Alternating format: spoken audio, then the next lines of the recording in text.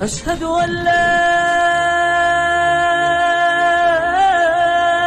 إله إلا الله.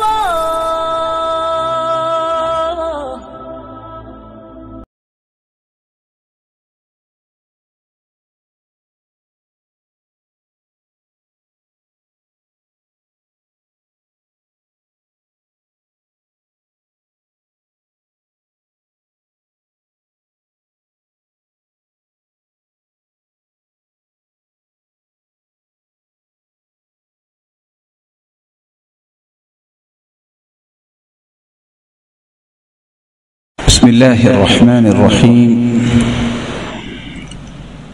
الحمد لله رب العالمين، وبه نستعين. الصلاة والسلام على أشرف الأنبياء وسيد المرسلين وعلى آله وصحبه ومن تبعهم بإحسان إلى يوم الدين. أما بعد، فأعوذ بالله من الشيطان الرجيم. وقضى ربك ألا تعبدوا إلا إياه وبالوالدين إحسانا إما يبلغن عندك الكبر أحدهما أو كلاهما فلا تقل لهما أف ولا تنهرهما وقل لهما قولا كريما.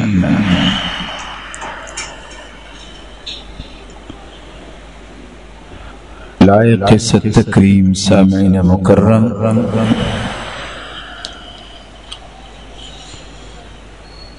اللہ ذوالجلال ہم سب کے خالق و مالک ہیں۔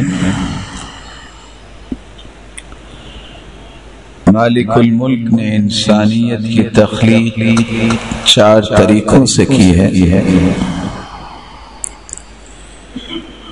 کسی کو اللہ ذوالجلال نے بغیر باپ اور بغیر ماں کے پیدا کیا،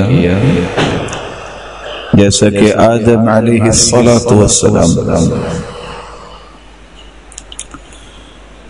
اور کسی کو بغیر ماں کے پیدا کیا، جیسے حوا علیہ السلام،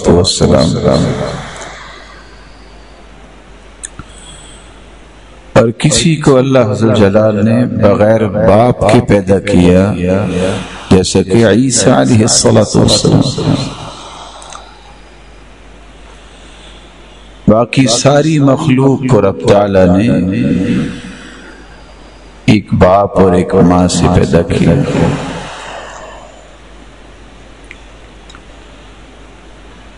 اللہ ذوالجلال نے جہاں بھی اپنی اطاعت کی بات کی ہے، وہاں اپنے رسول کا تذکرہ کیا ہے۔ میری اطاعت کرو اور میرے رسول کی اطاعت کرو۔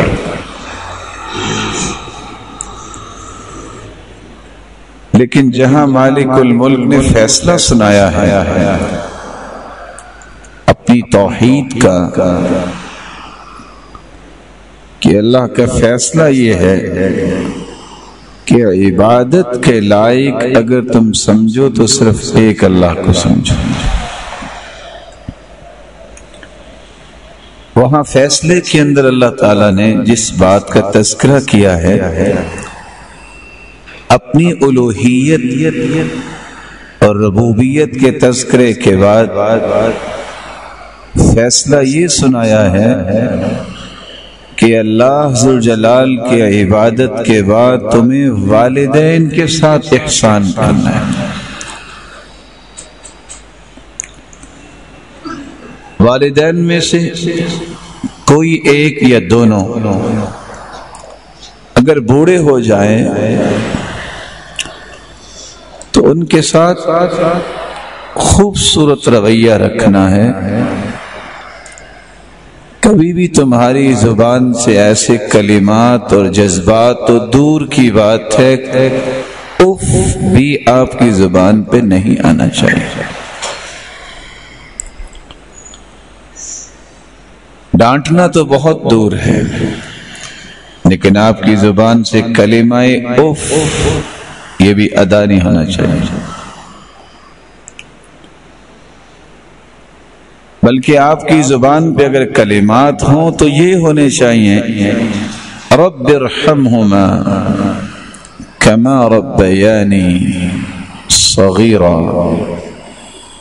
میرے مالک تو ان پہ رحمت کا نزول فرما، کس طرح انہوں نے بچپن میں مجھے پرورش دی، اے اللہ تو ان پہ اپنی رحمتوں کا نزول فرما دے. اولادیں ہمیشہ اپنے مطالبات کا رونا رویا کرتی ہیں کہ ہمارے والدین ہمارے حقوق سلب کر رہے ہیں، ہماری آزادی سلب کر رہے ہیں، ہمیں بھی اپنی زندگی گزارنی ہے، یہ ہماری حریت کو کیوں سلب کیا جا رہا ہے.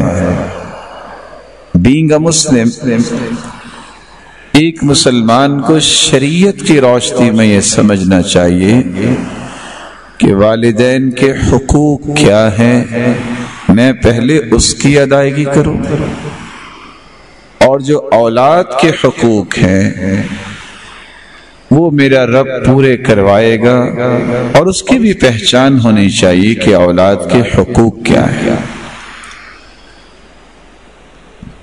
تو آج کی اس مجلس میں ہماری گفتگو کا محور یہ دو ہی نکات ہوں گے کہ والدین کے حقوق کون سے ہیں جن کا خیال کرنا اولاد کے لیے ضروری ہے، اور پھر اولاد کے حقوق کون سے ہیں جن کی رعایت رکھنا والدین کے لیے ضروری ہے. اللہ عز و جلال جن کے والدین زندہ ہیں ان کی حفاظت فرمائے، صحت والی اور ایمان والی لمبی زندگی عطا فرمائے، اور جو دنیا سے چاہ چکے رب تعالیٰ ان کو کروٹ کروٹ رحمتوں سے نوازیں اور اولادوں کو بھی نیک بنائے.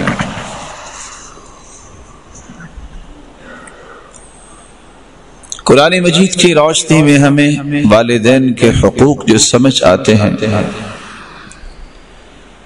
والدین کا سب سے پہلا حق یہ ہے دنیا کے اندر جتنے بھی خونی رشتے ہیں ان تمام رشتوں میں سب سے زیادہ حسن سلوک کا اگر کوئی مستحق ہے تو وہ والدین ہیں. اللہ تعالیٰ نے اس لیے قرآن مجید میں فرمایا ہے وَوَصَّيْنَا الْإِنسَانَ بِوَالِدَيْهِ، ہم نے والدین کے ساتھ حسن سلوک کرنے کی وصیت کی.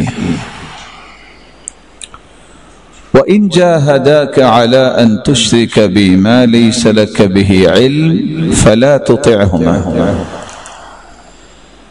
والدین اگر شرک پہ مجبور کرتے ہیں تو ان کی بات نہیں مانی جائے گی، لیکن بات نہ ماننے کا مطلب لڑائی نہیں ہے، بدتمیزی نہیں ہے. وَصَاحِبْهُمَا فِي الدُّنْيَا مَعْرُوفًا، نیکی کی بات میں ان کا ساتھ دیا جائے گا. رسول اکرم صلی اللہ علیہ وآلہ وسلم سے ایک شخص نے سوال کیا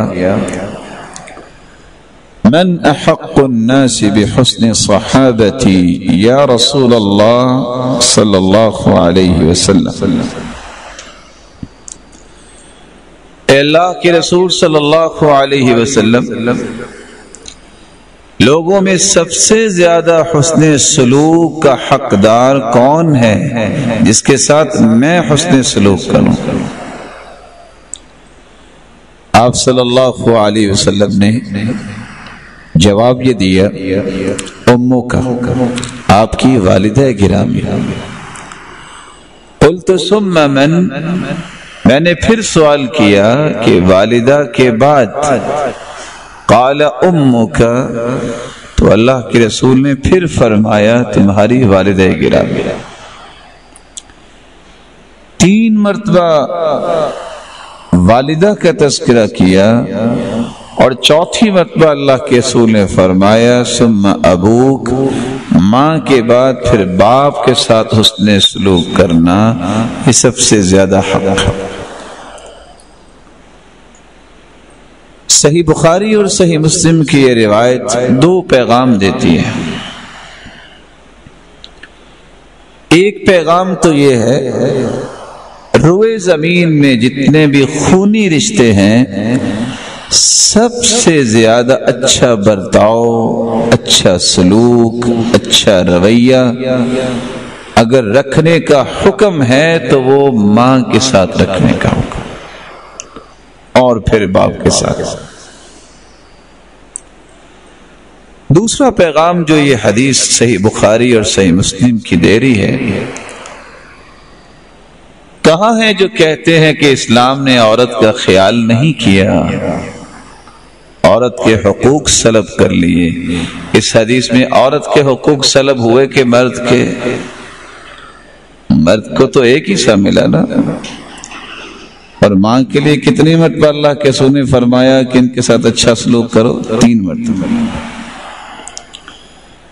یہ واویلا کرنا اور ڈس انفارمیشن پھیلانا، اسلام نے تو عورت کے حقوق کا خیال نہیں کیا، یہ صرف اعداء الاسلام، اسلام دشمنوں کی باتیں ہیں۔ شریعت نے عورت کے کردار کو بھی واضح کیا ہے، اس کی عظمت کو بھی بیان کیا ہے، اس کا بین ثبوت صحیح بخاری اور صحیح مسلم کی یہ روایت ہے کہ ماں کے 3 مرتبہ حق کو بیان کیا اور باپ کے حق کو 1 مرتبہ بیان کیا۔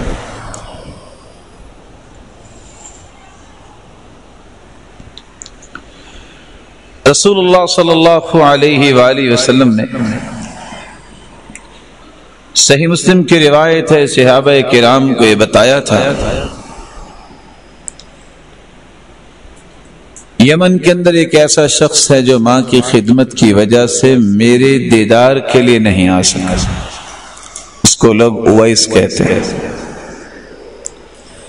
اس کو برص کی بیماری تھی، اس نے اللہ سے دعا کی 1 درہم اور دینار جتنی بیماری باقی رہ گئی ہے باقی ٹھیک ہو گئی۔ جب بھی وہ آئے اس سے دعا کروانا، اس کی دعا کو اللہ رد نہیں کرتے۔ سیدنا عمر رضی اللہ تعالیٰ عنہ اس لیے جب بھی یمن کی طرف سے کوئی قافلہ آتا تو پوچھتے افیکم اویس، تمہارے اندر اویس تو نہیں؟ کس وجہ سے اس شخص نے یمن کو نہیں چھوڑا؟ ماں کی خدمت کی وجہ سے۔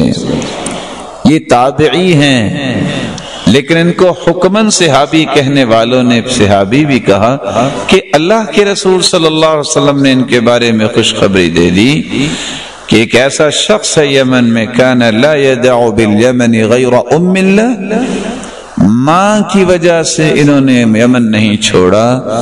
جب یہ آئیں ان سے دعا کروانا، ان کی دعا کو اللہ رد نہیں کرے۔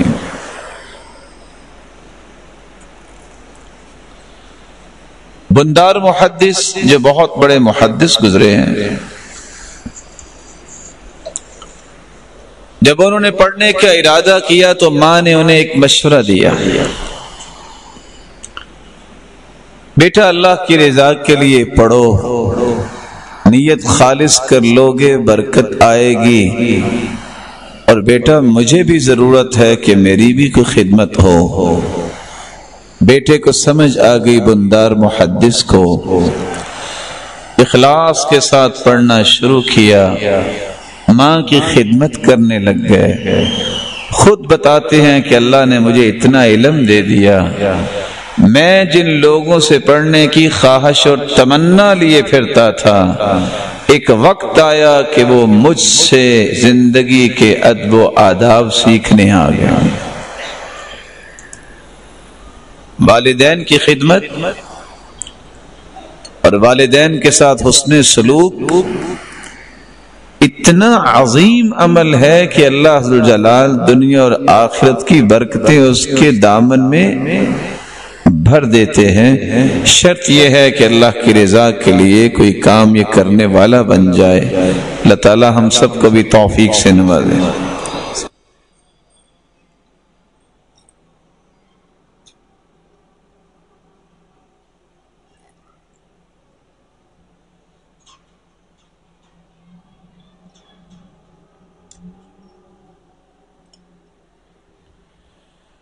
رسول اللہ صلی اللہ علیہ وآلہ وسلم کے پاس ایک صحابی آئے، معاویہ بن جاہمہ السلمی، اور سوال کرتے ہیں یا رسول اللہ انی اردت الجہاد معک ابتغی بذلك وجہ اللہ والدار الآخرہ۔ اللہ کے پیارے پیغمبر میں آپ کے ساتھ مل کر جہاد کرنے کے لیے آیا ہوں، اور میں چاہتا بھی اللہ کی رضا ہوں اور چاہتا بھی آخرت ہوں۔ رسول اکرم صلی اللہ علیہ وسلم نے اس شخص کا سوال سننے کے بعد، تمنا سننے کے بعد ایک سوال کیا، وَيْحَكَ أَحَيَّةٌ أُمُّكَ، یہ بتاؤ تمہاری ماں زندہ ہے؟ قلت نعم، میں نے کہا وہ تو زندہ ہے۔ قال ارجع فبرها، جاؤ پھر اس کی جا کے خدمت کرو۔ کیا مطلب؟ وہ جہاد کرنے کی اجازت لینے آیا اور پھر اللہ کے رسول کے ساتھ جہاد، اور چاہتا بھی اللہ کی رضا ہے اور چاہتا بھی آخرت ہے، اور آپ نے فرمایا کہ ماں کی خدمت کرنا۔ ادھر سے ہٹ کے دوسری طرف سے پھر آگے جاہمہ کہتے ہیں اللہ کے رسول میں جہاد کی نیت سے آیا ہوں، میں رب تعالیٰ کی رضا چاہتا ہوں۔ آپ صلی اللہ علیہ وسلم نے پھر فرمایا کہ جاؤ ماں زندہ ہے تو اس کی خدمت کرو۔ یہاں سے ہٹ کے سامنے سے پھر آگے صحابی، اللہ کے رسول صلی اللہ علیہ وسلم میں جہاد کرنا چاہتا ہوں، اللہ کی رضا مجھے چاہیے، میں آخرت کا طلبگار ہوں۔ سنن ابن ماجہ کی روایت ہے 2781، رسول اللہ صلی اللہ علیہ وسلم نے پھر اسے یہی جواب دیا اور فرمایا وَيْحَكَ الزم رجلها فسم الجنہ، جاؤ ماں کی خدمت کرو، اس کے قدم دباؤ، جنت وہاں ہی ہے۔ جہاد کتنا عظیم کام ہے اسلام کے اندر، جس کے لیے دو لفظ کبھی نہیں بھولنے چاہیے، وَذِرْوَةُ السَّنَامِهِ الْجِهَادِ، اللہ کے رسول نے فرمایا کہ جہاد اسلام کی کوہان ہے، اور فرمایا فَإِنَّهُ بَابٌ مِّنْ أَبْوَابِ الْجَنَّةِ، یہ جنت کا دروازہ ہے۔ یذہب اللہ بہ الہم والغم، اس کے ذریعے تو دنیا کے ہم اور غم اللہ دور فرما دیتے ہیں۔ اتنے بڑے کام کے باوجود آپ نے 3 مرتبہ اجازت کے باوجود فرمایا کہ والدہ کی خدمت کرو، جنت وہاں ہے۔ رسول اللہ صلی اللہ علیہ وآلہ وسلم نے صحابہ کرام کو یہ بات بیان کی، دخلت الجنہ، میں جنت میں داخل ہوا، جو ہی مجھے جنت میں لے جایا گیا فسمعت قراءة، تو میں نے جنت میں قرآن مجید کی تلاوت سنی، وقلت من هذا، یہ کون خوش نصیب ہے جو تلاوت کر رہا ہے؟ جواب ملا حارثۃ بن النعمان، یہ حارثہ بن نعمان ہے۔ کذالکم البر، نیک ایسے ہی ہوتے ہیں۔ کذالک البر، نیکی اس کو ہی کہتے ہیں۔ وَكَانَ أَبَرَّ النَّاسِ بِأُمِّهِ، روئے زمین پہ سب سے زیادہ جو ماں کے ساتھ نیکی کرنے والا تھا، خدمت کرنے والا تھا، وہ حارثہ بن نعمان تھا۔ حدیث کے الفاظ ہیں، وہ اپنی ماں ان کی جوئیں بھی نکالتے، کنگھی بھی کرتے، اور ان کو سمجھ نہیں آتی تھی کہ ماں کیا کہہ رہی ہیں۔ وہ پاس بیٹھی عورت سے پوچھتے کہ میری والدہ کیا چاہ رہی ہیں، میں ان کی خدمت میں وہ پیش کر دوں۔ یہ وہ خدمت، یہ وہ حسن سلوک، اس کا نتیجہ کیا نکلا؟ یہ زمین پہ بیٹھے قرآن پڑھ رہے ہیں، اللہ ان کی تلاوت کی آواز جنت میں پہنچا رہے ہیں۔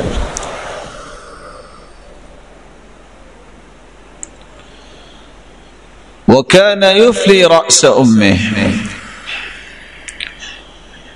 کس طرح یہ کنگھی اپنے ماں کے سر کی کرتے، یطعمها بیدی، اپنے ہاتھ سے لقمہ اپنی والدہ کو دیتے۔ ولم يستفهمها كلاما قط، ماں کی سمجھ نہیں آتی تھی بڑھاپے کی وجہ سے کہ کیا بول رہی ہیں، تأمر به، کیا چاہ رہی ہیں، کیا حکم دے رہی ہیں۔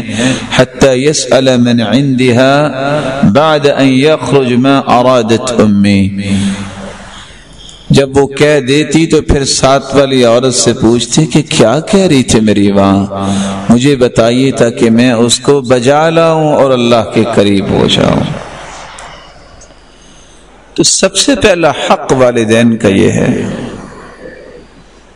کہ روئے زمین پر جتنے بھی آپ کے تعلقات ہیں، سب سے زیادہ اچھا تعلق، اچھا رویہ اور خدمت گزاری کا رویہ، حسن سلوک کا رویہ اگر کیا جائے تو اس کا سب سے زیادہ حقدار وہ انسان کے والدین ہیں۔ لیکن آج یہ چیز ختم ہو گئی۔ آج پارٹنر آ جائے تو ہر چیز حاضر ہے، ماں باپ بیمار ہوں تو یہ دوائی لا کے دینے والا بھی نہیں، اور یہ مسکین بچہ یہ سمجھتا ہے شاید کہ یہ بوڑھے والدین مصیبت بن گئے، لیکن اس کے علم میں نہیں ہے کہ والدین کی خدمت سے تو انسان کی مصیبتیں دور ہوتی ہیں۔ اللہ تعالیٰ نے والدین کی خدمت میں تو یہ مقام رکھا ہے کہ اس کی زندگی کی مصیبتیں ختم ہو جاتی ہیں۔ قصہ آپ نے سنا ہوگا صحیح مسلم کا، 3 لوگ نکلے تھے، فَأَخَذَتْهُمُ الْمَطَرُ، بارش آ گئی، فَآوَوْا إِلَى غَارٍ، ایک غار کی طرف دوڑے اور اس میں داخل ہو گئے، فانحطت علیہم صخرۃ من الجبل فانطبقت علیہم، ایک پتھر اوپر سے گرا اور لڑکتا ہوا آیا غار کے منہ کے اوپر، غار بند ہوگی اور تینوں قیدی بن گئے۔ ایک دوسرے کو کہتے ہیں انظروا اعمالا عملتموها صالحة للہ، اللہ کے لیے جو عمل کیا ہے وہ ہم اللہ کے سامنے پیش کرتے ہیں تو اللہ ہمیں آزاد کر دیں گے۔ 2 نے اپنا اپنا عمل پیش کیا، ان میں سے ایک وہ بھی تھا جس نے عمل یہ پیش کیا، اللہ میں ہر روز آتا تو میں سب سے پہلے والدین کو دودھ پلاتا، ایک دن میں لیٹ ہو گیا، فوجدتهما نائمین، میں آیا تو والدین دونوں سو رہے تھے، کرہت ان اوقظهما من نومهما، میں نے ان کی نیند خراب کرنا پسند نہیں کی، اور میں نے یہ بھی پسند نہیں کیا کہ میں اپنے بچوں کو پہلے دودھ پلاؤں، والصبیۃ یتزاغون عند قدمی، اور بچے میری ٹانگوں کے ساتھ لپکتے رہے، اور ان کا لپٹنا بھی مجھے مجبور نہ کر سکا کہ میں ان کو دودھ پلاؤں، میں سب سے پہلے اپنے والدین کو ہی دودھ پلایا، بچوں کو دودھ نہیں پلایا۔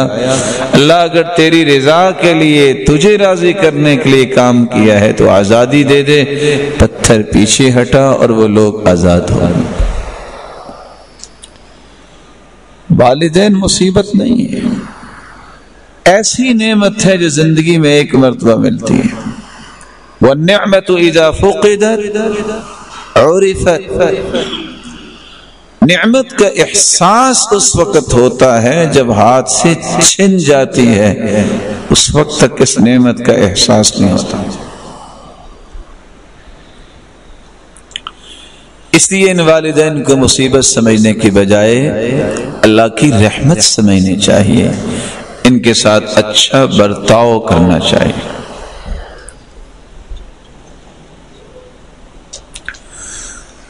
والدین کا دوسرا حق یہ ہے جو اولاد کو نبھانا چاہیے۔ انسان جتنا بھی پڑھ جائے اس کو آخر یہ تو پتہ ہے کہ نیکی کس کو کہتے ہیں۔ ہر وہ نیکی جس کو آپ نیکی سمجھتے ہیں اس کا سب سے زیادہ حقدار سمجھو تو اپنے والدین کو سمجھو، کیونکہ اللہ کے رسول صلی اللہ علیہ وسلم نے فرمایا ان اللہ یوصیکم بامہاتکم ثلاثا، ان اللہ یوصیکم بامہاتکم ثلاثا، ان اللہ یوصیکم بآبائکم، ان اللہ یوصیکم بالاقرب فالاقرب۔ سلسلہ صحیحہ کی یہ روایت ہے 1666۔ 3 مرتبہ اللہ تعالیٰ نے اس بات کا حکم دیا ہے، وصیت کی ہے کہ ماؤں کے ساتھ زیادہ سے زیادہ نیکی کرو، اپنی ماؤں کے ساتھ زیادہ سے زیادہ نیکی کرو، اور پھر فرمایا اپنے باپ کے ساتھ نیکی کرو، پھر جو قریب ہے الاقرب فالاقرب کے تحت پھر دوسرے لوگوں کے ساتھ نیکی کرو۔ آپ کی میموری میں نیکی کا جو بھی مفہوم ہے، آپ کی علمی بضاعت میں جو بھی نیکی کا مفہوم موجود ہے، سب سے پہلے اس نیکی کا استعمال کرو تو اپنے والدین پہ کرو۔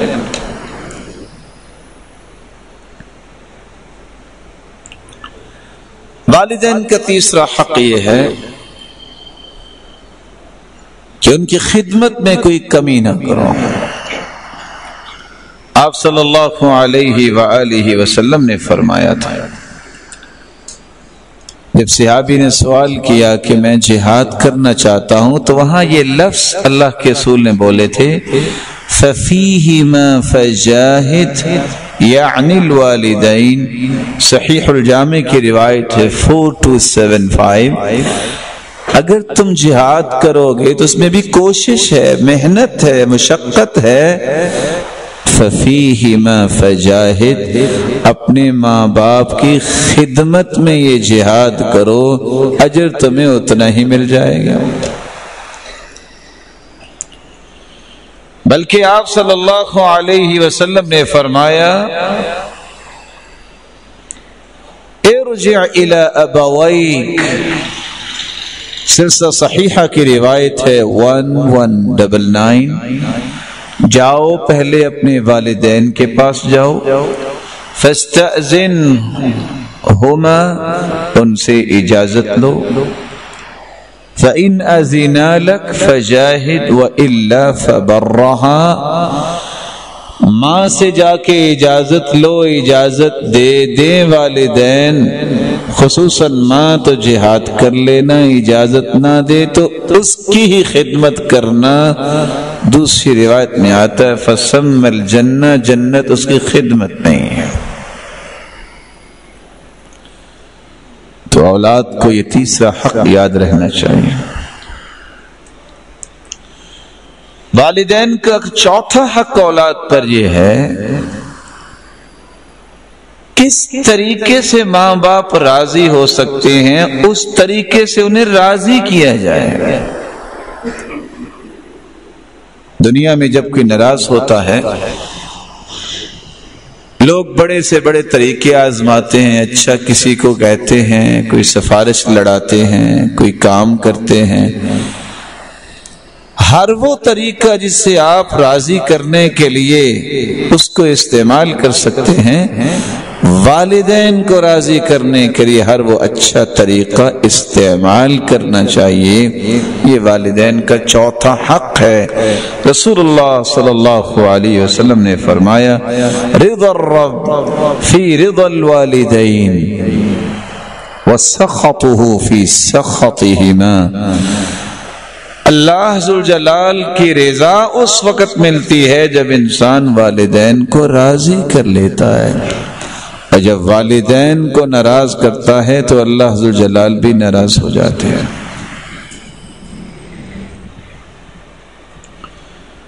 رسول اکرم صلی اللہ علیہ وسلم کے پاس ایک شخص آیا. سنن ابن ماجہ کی روایت ہے 2782، اور آ کے کہتا ہے میں جہاد کے لیے آیا ہوں اور میرے ماں باپ رو رہے تھے کہ تم کیوں جا رہے ہو، ہمیں بھی خدمت کی ضرورت ہے. آپ صلی اللہ علیہ وسلم نے فرمایا جاؤ فرجع الیہما فاضحکہما کما ابکیتہما. جس طرح ان کو رلا کے آئے ہو واپس ان کے پاس چلے جاؤ، ان کی خدمت کرو، ان کو راضی کرو یہاں تک کہ مسکرانے لگ جائے. وہ لوگ کتنے کامیاب لوگ تھے.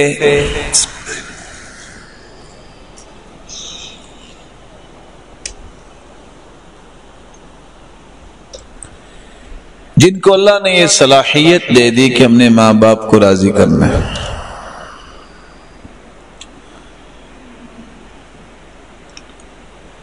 بہت بڑے محدث حیوہ ابن شریح، حیوہ ابن شریح حدیث پڑھانے کے لیے بیٹھے.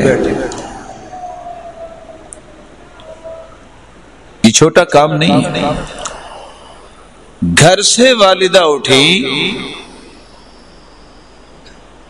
درس حدیث پہ آ گئی اور آ کے کہتی ہیں یا حیوہ یا حیوہ اٹھو بیٹا، میری مرغیوں کو خوراک پیش کرو.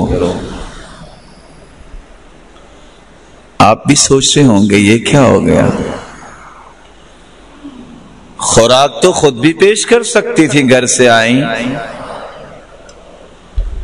یہ حدیث پڑھا رہے ہیں. حیوہ ابن شریح نے وہاں اپنی گفتگو ختم کی. کہا بیٹو تمہیں پڑھانا یہ نفل ہے اور ماں کی بات ماننا یہ واجب ہے. میں ابھی آ کے پھر پڑھاتا ہوں. اٹھے اور جا کے مرغیوں کو وہ خوراک ڈالی اور پھر واپس آ کے پڑھانا شروع کیا. آج سب سے بڑا جو مسئلہ بنتا ہے، دین کے نام پہ بہت ساری ایسی زیادتیاں انسان اپنے والدین کے ساتھ کرتا ہے. لو جی میں اب پڑھائی چھوڑ دوں، لو جی اب میں یہ کام بھی چھوڑ دوں. نہ پڑھائی چھوڑنے کی بات ہے، نہ کام چھوڑنے کی بات ہے. بات یہ ہے کہ اللہ نے تجھے توفیق کس بات کی دی ہے یہ دیکھنا ہے. ماں باپ کو راضی کرنا اگر آپ کی زندگی کے نہال خانے میں موجود ہے تو سمجھ لو خوش نصیب ہیں آپ. اور اگر آپ کے میموری میں یہ چیز موجود نہیں ہے تو اللہ سے ڈرتے ہوئے توبہ کیجئے اللہ کی طرف اور اللہ سے یہ توفیق مانگیے کہ میں نے یہ کام بھی زندگی میں کرنے ہیں.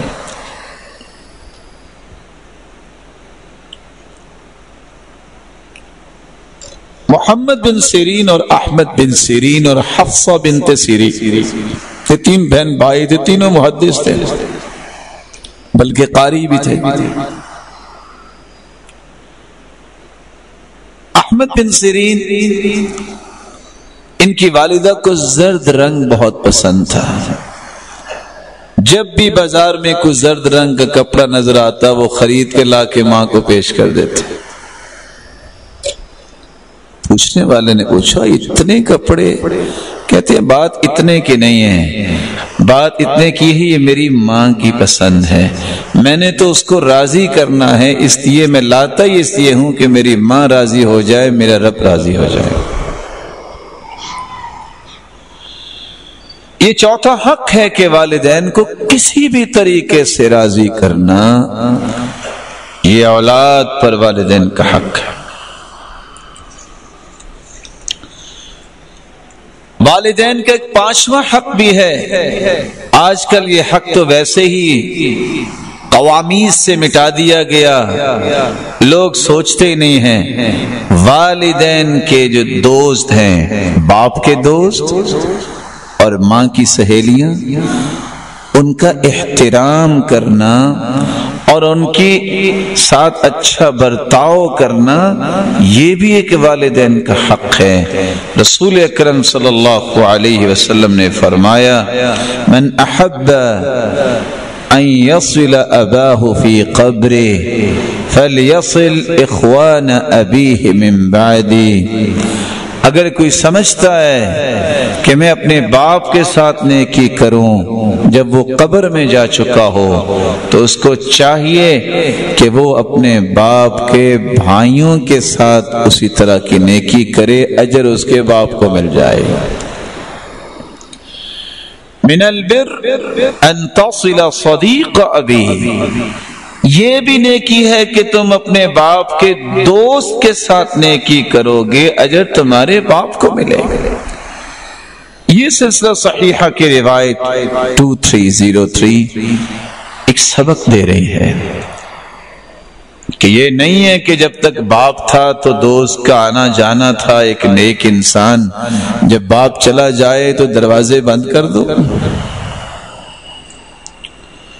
عبداللہ ابن عمر رضی اللہ تعالیٰ عنہ سفر میں تھے، سر پہ پگڑی باندھی ہے، گدھے پہ سوار ہیں، ایک شخص آیا، اس کا استقبال کیا، سواری سے اترے، اپنی پگڑی اس کے سر پہ رکھ دی، گدا بھی دے دیا۔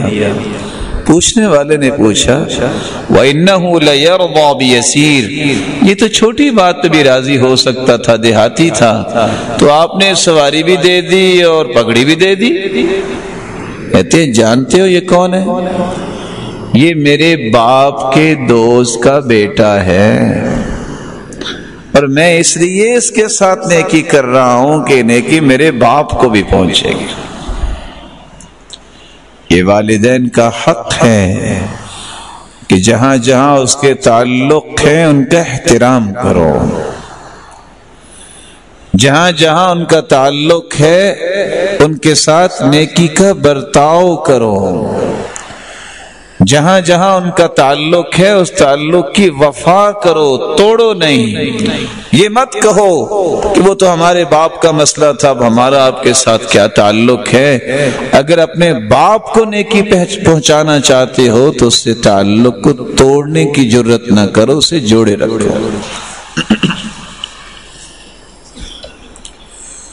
رسول اللہ صلی اللہ علیہ وآلہ وسلم نے والدین کا ایک چھٹا حق بھی بیان کیا ہے، اور یہ وہ حق ہے جو تمام حقوق پر فائق ہے، اس اعتبار سے کہ اس سے آخرت بنتی ہے۔ اپنے والدین کے لیے صدقہ جاریہ بنو۔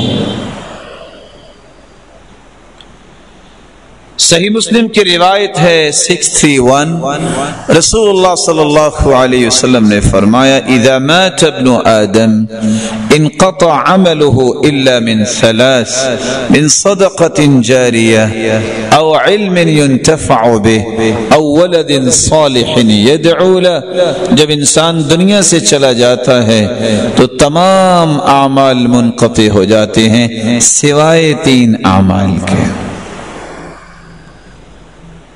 علم ينتفع به، ایسا علم جب انسان چھوڑ کے جائے جس سے لوگوں کو نفع ملے۔ آپ نے کتاب لکھ دی، آپ نے درس دے دیا، آپ نے تقریر کر دی، آپ نے نصیحت کر دی، آپ نے جمعہ پڑھا دیا، کوئی ایسا سلسلہ جس علم سے لوگ نفع حاصل کرتے ہیں، انسان مٹی میں مٹی ہو جائے گا، لیکن یہ مسلسل اسے نیکیاں پہنچتی رہیں گی۔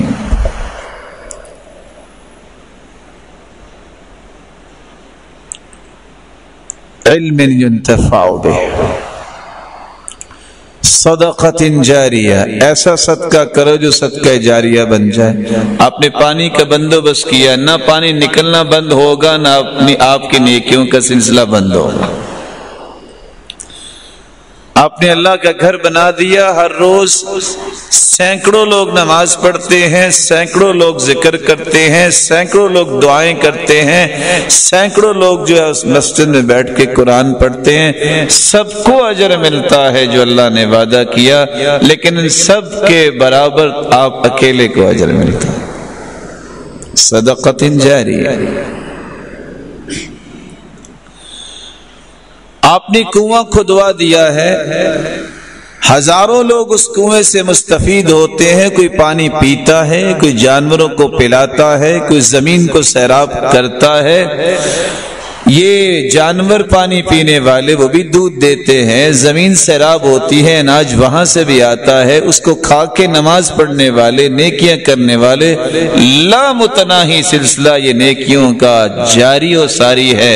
اکاؤنٹس آپ نے کھول لیے نیکیوں کے، اور وہ نیکیاں ڈپازٹ ہوتی رہتی ہیں، لوگ نیکیاں کر کے اپنا اجر بھی لیتے ہیں اور آپ کی نیکی کا بھی باعث بنتے ہیں، اور آپ مٹی میں مٹی ہیں، نیکی کا سلسلہ جاری ہے۔ او مصحفا ورثا، دوسری روایت کے الفاظ، آپ نے وراثت میں قرآن مجید کا نسخہ چھوڑا، مسجد میں رکھا، ایک نے پکڑ کے پڑھا، دو نے پڑھا، اگلے جمعے کسی اور نے پکڑ لیا، اگلی نماز پہ کسی اور نے پڑھا، پڑھتے پڑھتے لوگ نیکیاں لیے جا رہے ہیں، صرف لیے نہیں جا رہے بلکہ جتنی نیکیاں ان سب کو ملیں گی وہ سب کے سب آپ کو دیے بھی جا رہے ہیں۔ من علم علما ونشرہ، انسان مٹی میں مٹی ہو جاتا ہے، جو اس نے پڑھا دیا، جو اس نے سکھا دیا، خود پڑھا لکھا نہیں ہے، علم والوں کے ساتھ کھڑا ہو گیا، اس کی نشر و اشاعت کا باعث بنا کہ ہاں میں بھی آپ کے ساتھ ہوں، آپ لوگ پڑھا رہے ہیں تو میں بھی آپ کی کمیٹی میں شامل ہوں، میں اپنا مال بھی خرچ کروں گا، وقت بھی خرچ کروں گا، صلاحیت بھی لگاؤں گا، مشورہ بھی دوں گا، رائے بھی پیش کروں گا۔ من علم علما ونشرا، سینکڑوں لوگ پڑھ کے جاتے ہیں، وہ آگے جا کے پڑھاتے ہیں، وہ آگے جا کے پڑھاتے ہیں، یہ سلسلہ چلتا ہی رہتا ہے۔ ایک دن آتا ہے یہ شخص تو فوت ہو جاتا ہے، لیکن جو اکاؤنٹس نیکیوں کے کھول کے چلا گیا، یہ جب تک وہاں سے پڑھنے والوں کے آگے سلسلے چلتے چلتے، جب تک اللہ چاہے گا وہ سلسلے باقی رہیں گے، یہ نیکیاں تسلسل کے ساتھ اس کے نام اعمال میں پہنچتی جا رہی ہے۔ صدقۃ جاریہ۔ ولد صالح يدعو له، بندہ قبر میں چلا جاتا ہے، ایسا بچہ اور ایسی بچی نیک اولاد ہاتھ اٹھاتی ہے، یا اللہ میرے والد کی مغفرت فرما دے، اللہ ان کے درجات بلند فرما دے، اللہ ان کو عظمتوں سے نواز دے، اللہ ان کی آخرت کی گھاٹیاں آسان کر دے، اللہ انہیں جنت میں اعلیٰ مقام عطا کر دے۔ یہ اولاد دعا کرتی ہے، وہ تو قبر میں ہے، لیکن اس دعا کی وجہ سے قیامت کا دن ہوگا، بندہ کہے گا یا اللہ یہ پہاڑ نیکیوں کا جو آیا ہے یہ کہاں سے آ گیا، میں نے تو یہ نیکی کی نہیں تھی۔ جواب ملے گا باستغفار ولدک لک، یہ تیری اولاد کی دعا ہے جس کو ہم نے پہاڑ بنا کے نیکیوں میں شامل کر۔ سلف صالحین میں سے ایک شخص کے پاس ایک آتا ہے، کہتا ہے مجھے یہ بتاؤ میں نیک ہوں کہ نہیں؟ کہا یہ تو اللہ جانتا ہے، مجھے تو نہیں پتا آپ نیک ہے کہ نہیں۔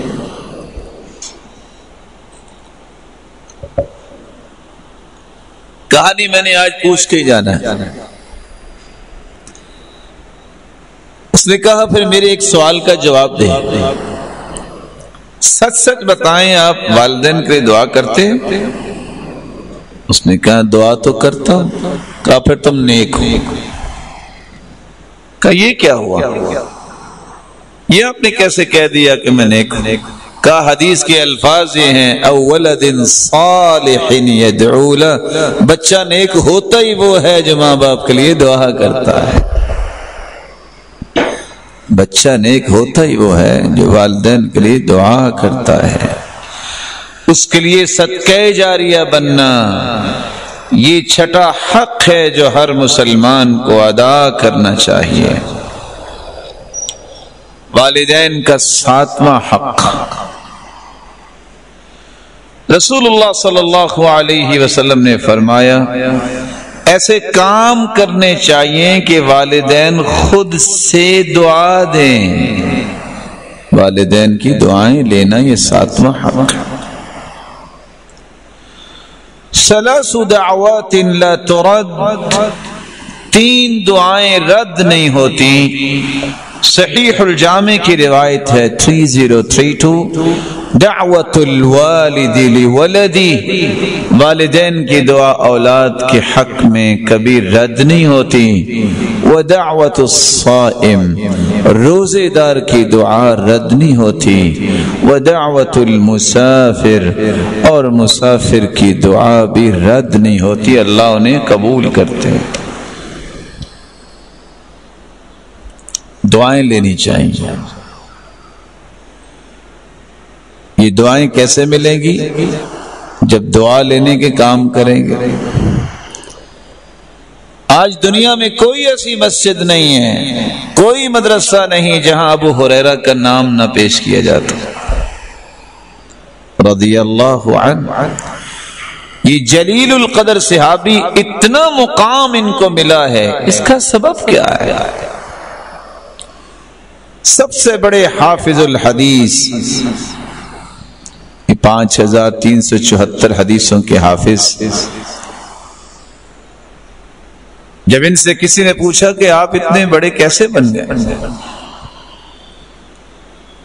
تو سیدنا ابو ہریرہ نے 3 راز بیان کیے تھے جو آج بھی میری اور آپ کی ضرورت ہیں، ان کو سمجھیے۔ وہ کہا کرتے تھے انی لأجزی اللیلۃ 3 اجزاء، یہ جتنا بھی مجھے کمال ملا ہے سب سے پہلے اس کی رحمت ہے، پھر اللہ کے رسول کی دعا ہے، اور تیسرا ماں کی دعا ہے۔ صبح کی نماز پڑھتے، والدہ کے پاس جاتے اور جا کے کہتے رحمک اللہ کما ربیتنی صغیرا، اے میری ماں اللہ تجھ پہ رحمتوں کا نزول فرمائے، تو نے میری تربیت کتنی پیاری کی۔ اور ماں بھی کہتی تھی آگے سے رحمک اللہ کما بررتنی کبیرا، بیٹے اللہ تجھ پہ بھی رحمت فرمائے، تو نے بڑھاپے میں مجھے یاد رکھا ہے۔ اللہ کی رحمت کے بعد، اس کے رسول کی دعا کے بعد ماں کی دعا تھی،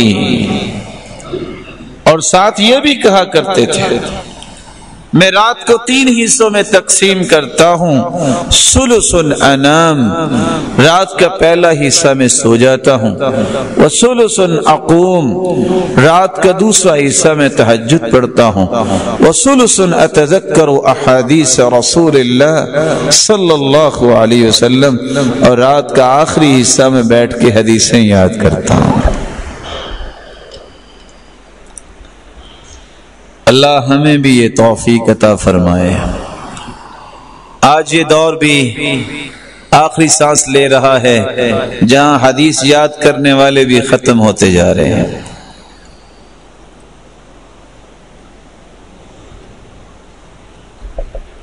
آج حشائم کہاں سے لائیں؟ کہتے تھے مجھے 20,000 حدیثیں یاد ہیں۔ امام ابو زرع فرمایا کرتے تھے 10,000 حدیثیں تو قراءات کی مجھے یاد ہے۔ یزید بن ہارون کہتے ہیں مجھے 24,000 حدیثیں یاد ہیں۔ ابو بکر ابن ابی داود کہتے ہیں جو سو کے بھی اٹھوں تو ہاتھ اپنی آنکھوں پہ ملتے ملتے میں کوئی اور کام کرنے سے پہلے 36,000 حدیثیں آپ کو سنا سکتا ہوں۔ ابو بکر ابن جعابی کہتے ہیں 4 لاکھ حدیثیں تو مجھے یاد ہیں۔ امام بخاری نے 6 لاکھ حدیثوں کا خلاصہ یہ لکھا ہے، یہ جو صحیح بخاری ہے۔ امام ابو ذر رازی 7 لاکھ حدیثوں کے حافظ تھے۔ کسی نے پوچھا اتنا بڑا علم آپ کتنا کو پیدل چل کے یہ علم حاصل کیا؟ کہتے ہیں 30,000 میل میں نے پیدل سفر کیا ہے۔ پوچھنے والا بھی کوئی بادشاہ ہی ہوگا، کہتے ہیں بس، تو مسکرا کے کہتے ہیں ثم ترکت العد، پھر میں نے اس کے بعد گننا چھوڑ دیا۔ اور امام عبداللہ بن مبارک کہتے ہیں کہ امام احمد بن حنبل کو 10 لاکھ حدیثیں یاد تھی۔ کسی نے ان سے ہی پوچھ دیا آپ کو کیسے پتا ہے؟ کہتے ہیں میں نے ان کے ساتھ بیٹھ کے دور کیا ہوا ہے، پتہ چلا کہ ان کو بھی اتنی حدیثیں یاد تھی۔ آج کون ہے جس کو 10,000 حدیثیں یاد ہیں؟ بڑی بڑی اپلیکیشن، بڑے بڑے ٹولز استعمال کرنے کے بارے میں تو بڑی بڑی چھلانگیں لگاتے ہیں نوجوان، میں یہ بھی پڑھ چکا، مجھے یہ بھی آ گیا، میرے اندر یہ بھی صلاحیت ہے۔ کہاں ہیں وہ لوگ جن کو اللہ کے رسول کے احادیث یاد ہیں؟ کتنے لوگ ہیں اس وطن عزیز کے اندر جن کو 10,000 حدیثیں یاد ہیں؟ سوچ پیدا کرو۔ اور میرے اور آپ کے لیے لمحہ فکریہ ہے، ہم لوگ ہی تو ہیں جو کہتے ہیں کتاب و سنت منہج ہے، قرآن بھی یاد کر کے حدیث کو یاد کیوں نہیں کرتے؟ ہمیں کرنا چاہیے۔ اور میں آپ کی خدمت میں ایک تحفہ پیش کر دیتا ہوں، حدیث کو یاد کرو اور کرواؤ۔ اس کی 3 وجوہات ہیں۔ میں اس لیے بات کر رہا ہوں، سلف اس لیے حدیث کو یاد کیا کرتے، نضر اللہ امرأ سمع مقالتی فوعاها واداها كما سمعها۔ دوسری روایت ہے نضر اللہ امرأ سمع منا حدیثا، جو ایک حدیث یاد کر لے۔ تیسری روایت ہے نضر اللہ امرأ سمع منا شیئا، کوئی حدیث کا کوئی ٹکڑا بھی یاد کر لے، کچھ بھی، جس طرح وہ یاد کرتا ہے سن کر پھر صحیح آگے پہنچا دیتا ہے، جب تک زندہ رہے گا اس کے چہرے پہ رونق رہے گی، شادابی رہے گی، قیامت کو بھی چہرہ روشن ہو جائے گا۔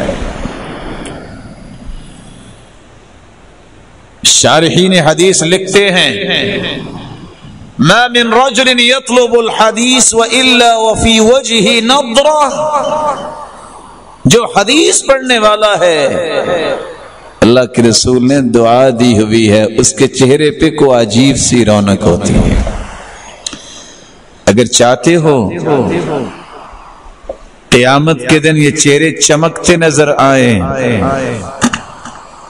تو پھر حدیث کو یاد کرنا سیکھو۔ ایک حدیث یاد کر کے سنانے سے چہرہ روشن ہو جائے گا، ایک حدیث۔ اس لیے بھی حدیث کو یاد کرو۔ جب آپ کو حدیث یاد ہوگی آپ غلط ترجمہ نہیں کریں گے، نص کے مطابق آپ باؤنڈ ہو جائیں گے کہ اچھا یہ حدیث کے الفاظ ہیں، ترجمہ یہ ہے۔ من مانے ترجمے کر کے خطرہ یہ ہوتا ہے کہ کہیں اس حدیث کی زد میں نہ آ جائیں۔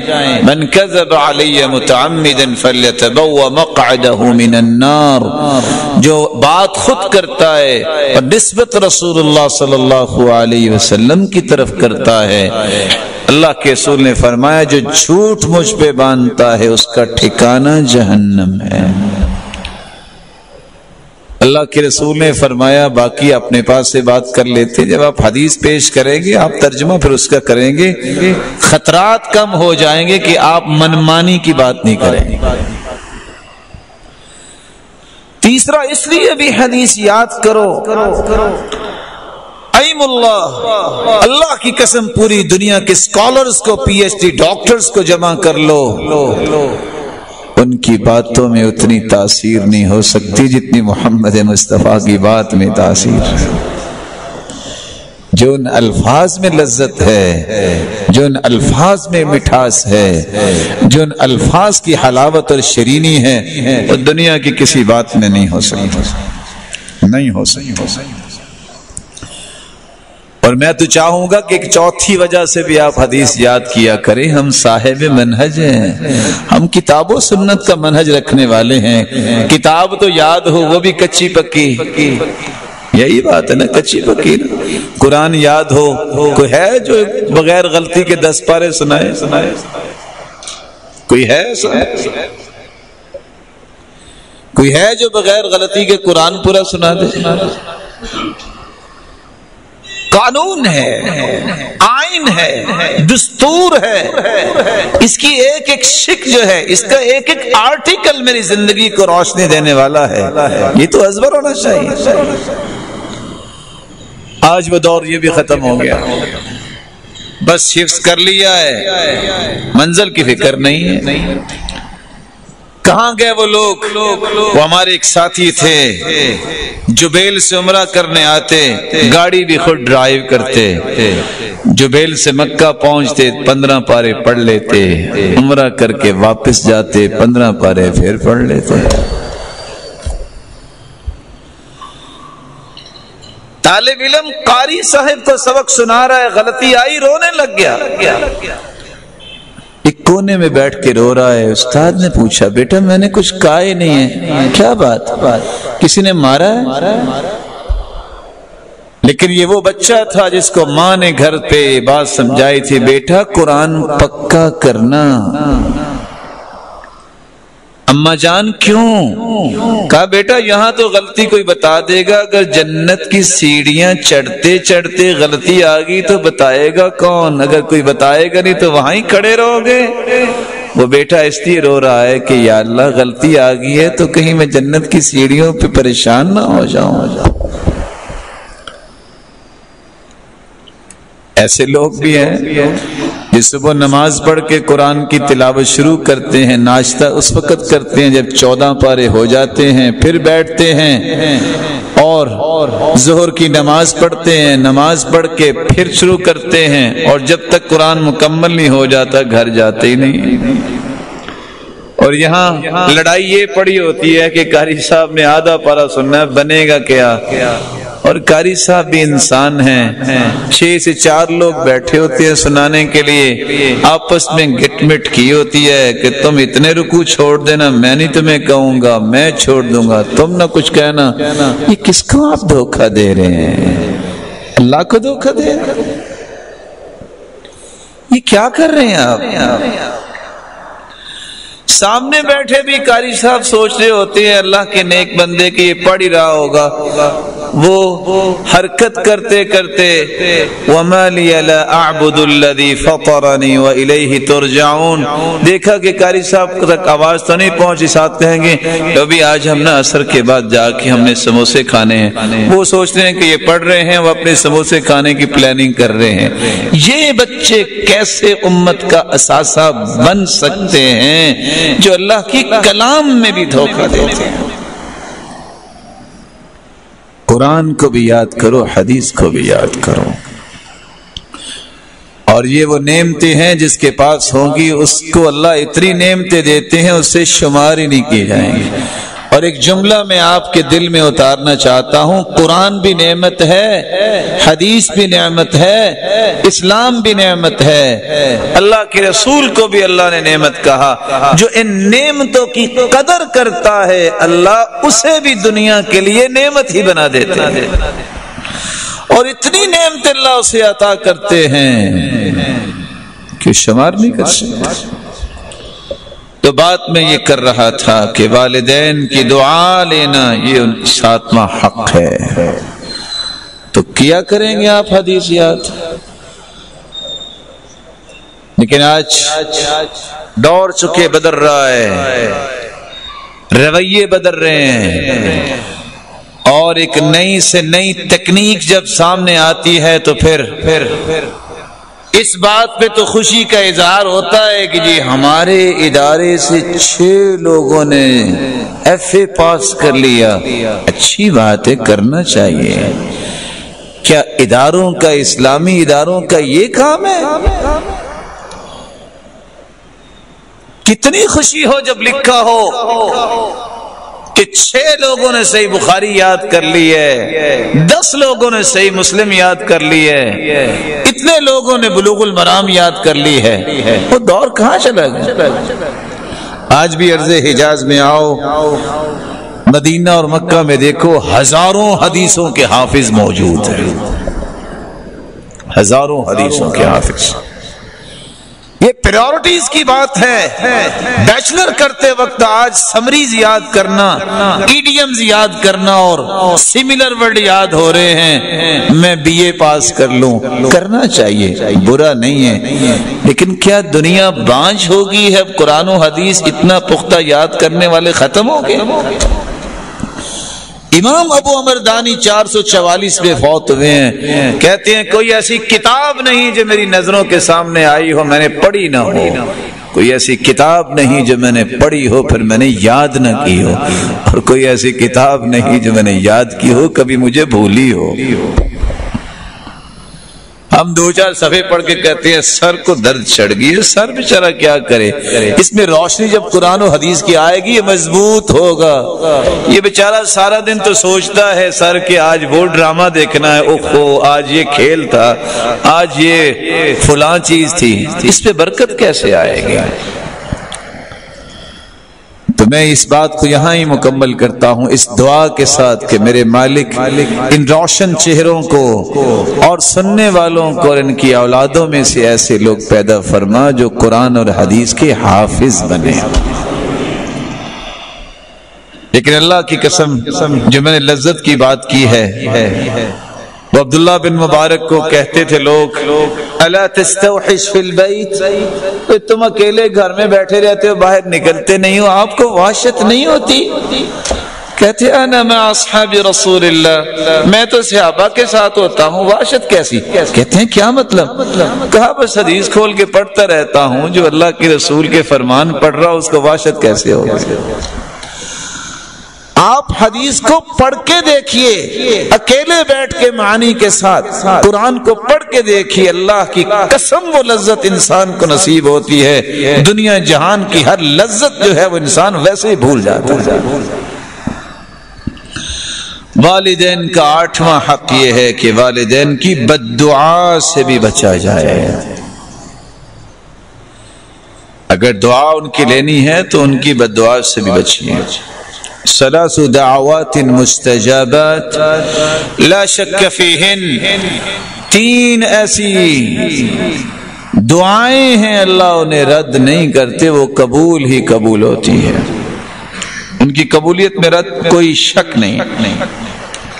دعوت الوالد علی ولدی، جب والدین بد دعا کرتے ہیں تو والدین کی بد دعا اللہ سن لیتے ہیں. وہ آئے تھے نا عبداللہ بن مبارک کے پاس ایک شخص، کہتے جی میرا بیٹا بڑا بدتمیز ہو گیا ہے اور یہ ہو گیا وہ. کہتے ایک بات پوچھو، کبھی بد دعا تو نہیں دی؟ کہا بد دعا تو دی. کہا یہ اس کا ہی اثر ہے، کبھی اولاد کو بد دعا نہ دیا کریے. ودعوت المظلوم، مظلوم کی آہو بکا، وَإِن كَانَ كَافِرًا، دوسری روایت کے الفاظ ہے کافر بھی ہو مظلوم ہو اللہ اس کی بھی آہو بکا کو سنتے ہیں. لَيْسَ بَيْنَهُ وَبَيْنَ اللَّهِ حِجَاب، مظلوم کی آہو بکا کے درمیان کوئی پردہ حائل نہیں ہوتا، ڈائریکٹ 7 آسمانوں تک پہنچتا. کسی پہ ظلم نہ کیا کرو.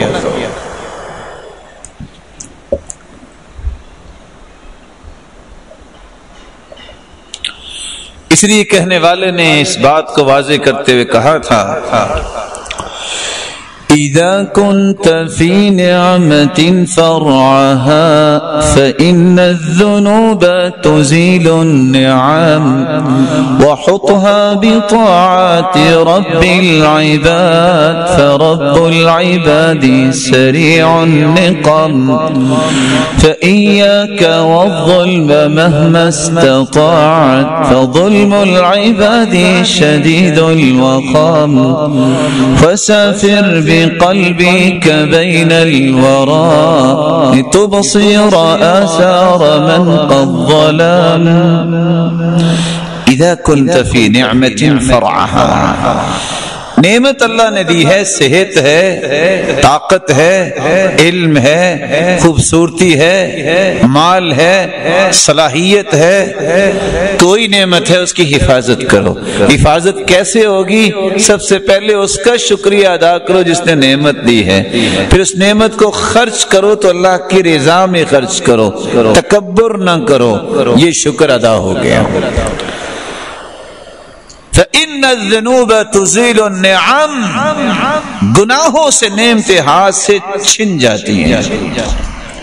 وَحُطْحَ بِطَاعَةِ رَبِّ الْعِبَادِ فَرَبُّ الْعِبَادِ سَرِيعُ النِّقَامِ نعمتوں کو اللہ کی رضا میں استعمال کرو۔ حسن بصری سے کسی نے پوچھا کہ سب سے زیادہ قیامت کو چیختا چلاتا کون نظر آئے گا؟ انہوں نے جواب دیا تھا جس کو اللہ نے نعمتوں سے نوازا فاستخدمها فی معصیت اللہ، نعمتوں کو اللہ کی نافرمانی میں لگا دیتا، یہ سب سے زیادہ چیختا نظر آئے گا۔ وَإِيَّاكَ وَالظُّلْمَ مَهْمَا اسْتَطَعْتَ جتنے بھی تم طاقتور ہو گئے ہو ظلم نہ کبھی کسی کے ساتھ کرنا، کیونکہ ظلم کے نتائج بہت برے ہوتے ہیں۔ وَمَا مِن ظَالِمٍ إِلَّا سَيُبْلَى بِأَظْلَمِ جب کہ ظلم کرتا ہے اللہ اس سے بڑا ظالم اس پہ مسلط کر دیتا ہے۔ گاڑیوں پہ اور جہازوں پہ تو سفر کرتے ہو، پیدل بھی سفر کرتے ہو، فسافر بقلبک بین الورا کبھی دل کے ساتھ بھی سفر کیا کرو، لتبصر آثار من قد ظلم اور غور کیا کرو کہ کس قوم نے کیا ظلم کیا، نتیجہ کیا نکلا، کبھی دل سے سفر کر کے بھی یہ باتیں سمجھا کرو۔ والدین کی بد دعا سے بچو۔ رسول اکرم صلی اللہ علیہ وسلم کے پاس ایک شخص آیا اور آ کے کہتا ہے ان ابی اخذ مالی، میرا باپ میرا مال کھا گیا ہے، مال میرا ہے، وہ کہیں خرچ کر دیتا ہے کبھی کہیں خرچ کر دیتا ہے۔ اللہ کے رسول نے فرمایا جاؤ اپنے باپ کو بلاؤ۔ باپ کی شکایت جب اللہ کے رسول کے پاس پہنچی، باپ آئے تو باپ کو بڑا رنج اور دکھ ہوا، اس نے دل ہی دل میں کوئی باتیں کی جو اللہ نے تو سن لی، کسی اور نے نہیں سنی۔ جب وہ آیا تو کہا کیا تم کہہ رہے تھے؟ ما سمعت اذنا، جو اس کے کانوں نے نہیں سنا۔ کہا اللہ کے رسول ہم تو پہلے بھی آپ کو سچا نبی مانتے ہیں، آپ کو جبریل نے اطلاع دے دی ہے۔ میں یہ کہہ رہا تھا اللہ کے رسول غزوتك مولودا وعلتك يافعا تعل بما أجني عليك وتنهل إذا ليلة ضافتك بالسقم لم أبد لشكواك إلا ساهرا أتململ كأني أنا المطروق دونك بالذي طرقت به دوني فعيناي تهمل فلما بلغت السن والغاية التي إليها مدى ما فيك كنت أؤمل جعلت جزائي غلظة وفظاظة كأنك أنت المنعم المتفضل فليتك إذ لم ترع حق أبوتي فعلت كما الجار المجاور يفعل۔ اللہ کے رسول میں تو یہی کہہ رہا تھا، بچپن سے میں تمہیں غذا دیتا رہا، بچپن سے میں تیری پرورش کرتا رہا، بیمار تم ہوتے ساری ساری رات میں نہ سوتا، تکلیف تمہیں ہوتی وہ تکلیف مجھے محسوس ہوتی، اور میں ڈرتا تھا کہ کہیں یہ میرا پھول کہیں مرجھا نہ جائے۔ میں تو یہ امید لگا کے بیٹھا تھا کہ تم جب کڑیل جوان ہوگے میرے دست و بازو بنو گے، لیکن جب تو جوانی چڑھا تو بدتمیزی کے الفاظ تو نے میرے ساتھ ہی بولنا شروع کر دیے، برا سلوک تو نے میرے ساتھ ہی کرنا شروع کر دیا۔ ہائے کاش تم مجھے باپ نہیں سمجھتے تھے، نہ سمجھتے۔ ایک پڑوسی بھی اپنے پڑوسی کے ساتھ اچھا برتاؤ کرتا ہے، میں مدت سے تیرے ساتھ رہ رہا ہوں، تم مجھے پڑوسی سمجھ کے ہی یہ کام اچھا کر لیتے۔ اللہ کے رسول نے فرمایا انت ومالک لابیک، تم اور تیرا مال تیرے باپ کا ہے، آئندہ سے کوئی شکایت نہ لے کے آئے۔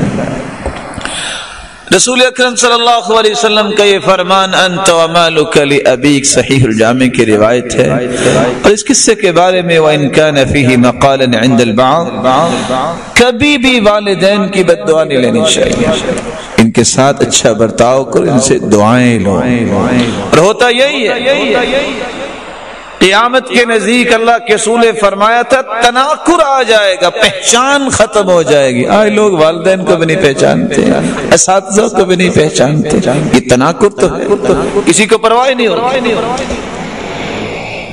بلکہ آج تو چیلنج کرتے ہیں میرے باپ نے کیا کیا، میں نے تو یہ کیا۔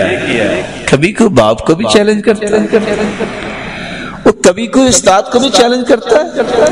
وعلمه الرماية كل يوم فلما اشتد ساعده رماني، کہاں تک کہنے والے نے روزانہ میں تیر اندازی سکھاتا رہا، جو ہی اس نے تیر اندازی سیکھ لی بازو میں طاقت آئی تو اس نے پہلا تیر مجھے ہی مارا۔ وعلمه الفتوة، میں اپنے ہاتھ سے دودھ پلایا کرتا، فلما طر الشاربه جفانی، جو ہی معمولی سی مونچھیں اس کی آ گئیں اس نے بدتمیزی سب سے پہلے میرے ساتھ کی۔ جس قوم کے اندر والدین کے بدتمیزی کرنے والے لوگ ہوتے ہیں، اساتذہ کی عزت اچھالنے والے ہوتے ہیں، وہ قوم کبھی بلند نہیں ہوتی۔ رسول اکرم صلی اللہ علیہ وآلہ وسلم نے اس بات کا حکم دیا ہے کہ والدین کی بد دعا سے انسان کو بچنا چاہیے۔ حسن بن علی کہتے ہیں بین انا اطوف مع ابی حول البیت فی لیلۃ ظلماء وقد رقدت العیون وهدأت الاصوات اذ سمع بی ہاتفا یہتف، میں اپنے باپ کے ساتھ بیت اللہ میں تھا، رات بھی اندھیری تھی، آنکھیں سو چکی تھی اور آوازیں ختم ہو چکی تھی، ایک غمناک آواز آئی جو کہہ رہا تھا یا من یجیب دعاء المضطر فی الظلم یا کاشف الضر یا کاشف الضر والبلوى مع السقم قد نام وفدك حول البيت وانتبهوا وأنت عينك يا قيوم لم تنم هب لي بجودك فضل العفو عن جرمي يا من إليه أشار الخلق في الحرم إذا كان عفوك لا يدركه ذو سرف فمن يجود على العاصين بالكرم یا من یسمع دعاء المضطر فی الظلم، اندھیروں میں بھی مجبور لوگوں کی آہ و بکا سننے والے، یا کاشف الضر والبلوى مع السقم، بیمار کی بھی آہ نکلنے والے سننے والے میرے مالک، قد نام وفدك حول البیت وانتبهوا، آج بیت اللہ ہے اور اس کے ارد گرد جو طواف کرنے والے ہیں وہ بھی سو چکے، وانت عینک یا قیوم لم تنمی، اور میرے مالک تو تو قیوم ہے، تجھے تو اونگ بھی نہیں آتی، تو تو نہیں سوتا۔ حب لی بجودک فضل العفو عن جرمی، میں نے جتنے بھی جرم کیے ہیں یا اللہ اس پہ معافی کا قلم پھیر دے۔ یا من الیہ اشار الخلق فی الحرم، اے وہ میرے مالک حرم میں آ کے تجھ سے ہی تو مخلوق دعائیں کرتی ہے۔ ان کان عفوک لا یدرکہ ذو صرف، جس نے زیادتی کی ہے آج تیری معافی اس تک نہ پہنچی، فمن یجود علی العاصین بالکرم، اگر تو معاف نہیں کرے گا تو کون ان کو معاف کرے گا؟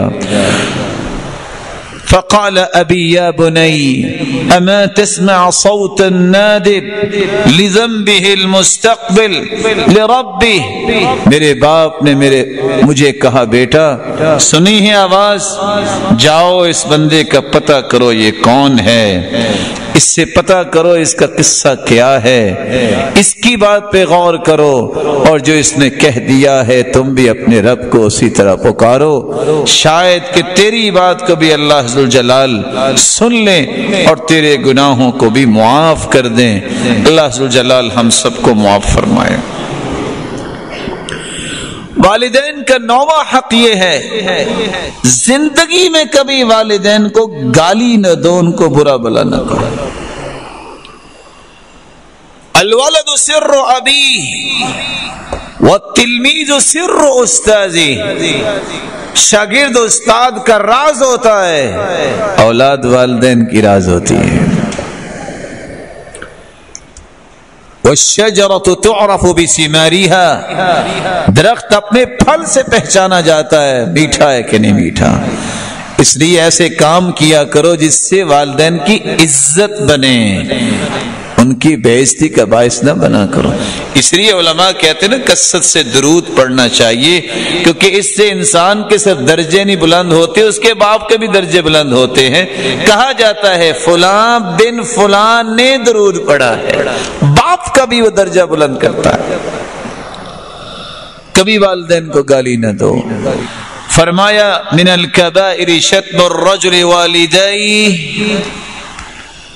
کبیرہ گناہوں میں سے یہ گناہ ہے کہ کوئی والدین کو گالی دے۔ کہ اللہ کے رسول وَهَلْ يَشْتِمُ الرَّجُلُ وَالِدَيْهِ، کوئی والدین کو بھی گالی دیتا ہے؟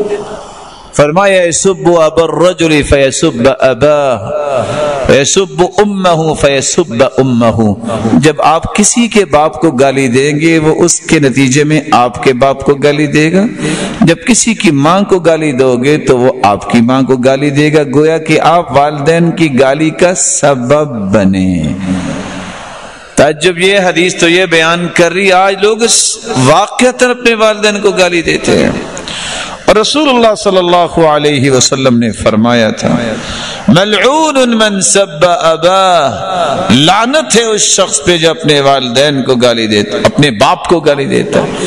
ملعون من سب امہ، لعنت ہے اس پر جو ماں کو گالی دیتا ہے۔ ملعون من ذبح لغیر اللہ، لعنت ہے اس شخص پر جو اللہ کے علاوہ کسی اور کے نام کی قربانی کرتا ہے۔ ملعون من غیر تخوم الارض، لعنت ہے اس شخص پر جو زمین کے نشانات مٹاتا ہے دوسرے کی زمین اپنے ساتھ ملانے کے لیے۔ ملعون من کمہ اعمى عن الطریق، لعنت ہے اس انسان پر جو نابینا انسان کو غلط راستہ بتاتا ہے۔ ملعون من وقع على بہیمہ، لعنت ہے اس پر جو کسی جانور کے ساتھ برا عمل کرتا ہے۔ ملعون من عمل عمل قوم لوط، لعنت ہے اس انسان پر بھی جو قوم لوط کے اعمال میں اپنے آپ کو لگا دیتا ہے۔ صحیح الجامع کی روایت ہے 5891، جس میں اللہ کے رسول نے اتنے لوگوں پہ لعنت کی ہے، جن میں ایک وہ بھی ہے جو باپ کو گالی دیتا ہے، جو باپ کو لعن طعن کرتا ہے، جو ماں باپ کو لعن طعن کرتا ہے۔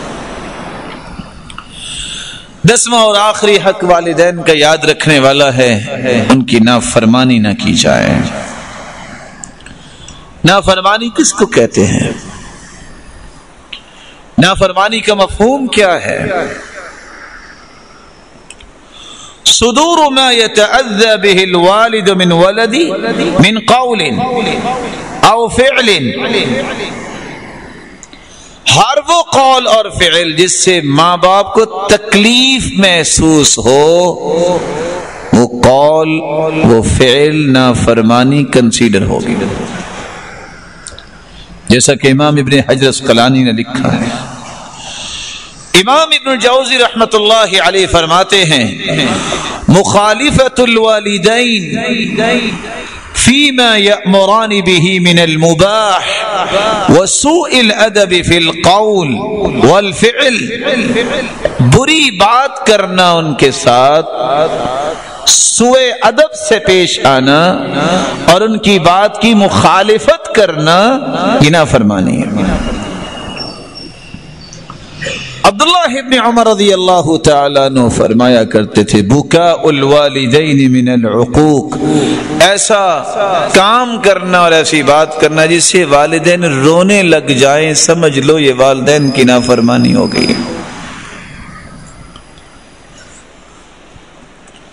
محمد بن محیریز بیان کرتے ہیں من مشى بین یدی ابیہ فقد عقہ، چلتے چلتے جو اپنے باپ کے آگے چلتا ہے وہ نافرمان بچہ ہے۔ الا ان یمشی فیمیت له الاذى عن طریقی ومن دعا اباہ باسمہ او بکنیتہ فقد عقہ، جو اپنے باپ کو نام لے کر پکارتا ہے یہ بھی نافرمانی تصور ہوگی۔ اسے کہنا چاہیے یا ابتی، اے میرے پیارے ابا جان، جو نام لے کر پکارتا ہے یا اس کے آگے چلتا ہے باپ کے، ہاں اگر کوئی تکلیف دہ چیز ہے تو پھر جلدی سے آگے بڑھ کے اس کو دور کر دے، یہ نافرمانی شمار ہوگی۔ مجاہد ابن جبر کہا کرتے تھے ومن شد النظر الى والدیہ فلم یبرہما، جو والدین کو گھور کے دیکھتا ہے یہ بھی نافرمانی کی بات ہے۔ کسی اولاد کے لیے یہ بھی جائز نہیں ہے، لا ينبغي للولد ان يدفع يد والده عنه اذا ضرب، باپ اگر بچے کو سرزنش کرتا ہے تو اس کے ہاتھ کو اسی طرح دھکیلنا جو ہے یہ بھی اس کی نافرمانی بن جائے گی۔ حسن بصری کہا کرتے تھے جب ان سے پوچھا گیا کہ والدین کے ساتھ نیکی کیسے کرتے ہیں اور والدین کی نافرمانی کیا ہے، تو انہوں نے جواب دیا تھا تبذل لهما ما ملکت، جو تیری ملکیت میں ہے اس کو خرچ کیا کرو، وان تطیعهما فيما امراک به، جس بات کا وہ حکم دے اس کو بجا لایا کرو، اور اگر وہ برائی کا حکم دے تو وہ کام نہ کیا کرو۔ اور نافرمانی یہ بھی ہے حجرهما وتحرمهما، جب ان سے ملنا چھوڑ دو گے اور انہیں مال دینا چھوڑ دو گے یہ بھی نافرمانی۔ آج کتنے لوگ ہیں جو اپنے ماں باپ سے کتنی مدت کے بعد ملتے ہیں، یار بیلی متر سجن کو روزانہ سے فون ہو سکتا ہے، ماں باپ کو فون نہیں کریں، ہر 5 سے 10 منٹ بعد چیٹنگ ہو رہی ہے پارٹنر سے، دوست سے، لیکن ماں باپ کو کچھ پتہ نہیں۔ تو لوگ صحیح کہتے نا، بوڑھا آدمی موبائل لے کے آیا، آ کے کہتے بیٹا یہ ذرا چیک تو کرو میرا موبائل خراب ہے۔ اس نے کہا یہ تو بالکل ٹھیک ہے، کہتے کبھی میرے بیٹے کا فون نہیں آیا، تو میں نے کہا شاید موبائل خراب ہوگا۔ وہ موبائل خراب نہیں ہے، بیٹے کا دماغ خراب ہے، اس لیے وہ بھول گیا کہ مجھے بچپن میں پالا کس نے، کاش اسے یاد ہوتا، آج بوڑھا والد ہوا ہے کل کو تم نے بھی ہونا ہے۔ یہ وقت بتاتا ہے، ایک وقت تھا کہ تجھ سے کھایا پیا نہیں جاتا تھا، یاد کرو تیری ماں اور تیرے باپ نے تمہیں کس طرح چمچیوں کے ساتھ کھلایا، ہاتھوں کے ساتھ کھلایا۔ آج وقت ہے ان سے بھی حرکت نہیں ہوتی، وہ بدلہ ہی دے دو، کچھ زیادہ نہیں کر سکتے۔ یاد کرو تم سے اپنا لباس چینج نہیں کیا جاتا تھا، لیٹے لیٹے تمہیں لباس چینج کرواتے، آج بوڑھے ہو گئے ہیں، کم از کم ان کے پاس آ کے کچھ دھلا ہوا لباس ہی پیش کر دیا کرو۔ کس طرح تم لتھڑے ہوئے ہوتے تھے کھیلتے کھیلتے، کوئی محسوس نہیں ہوتا تھا نہ ماں کو نہ باپ کو، آج تمہیں کیوں یہ گھن آنا شروع ہوگی ہے کہ میرے باپ اور ماں کو پتہ نہیں کیا ہو گیا ہے۔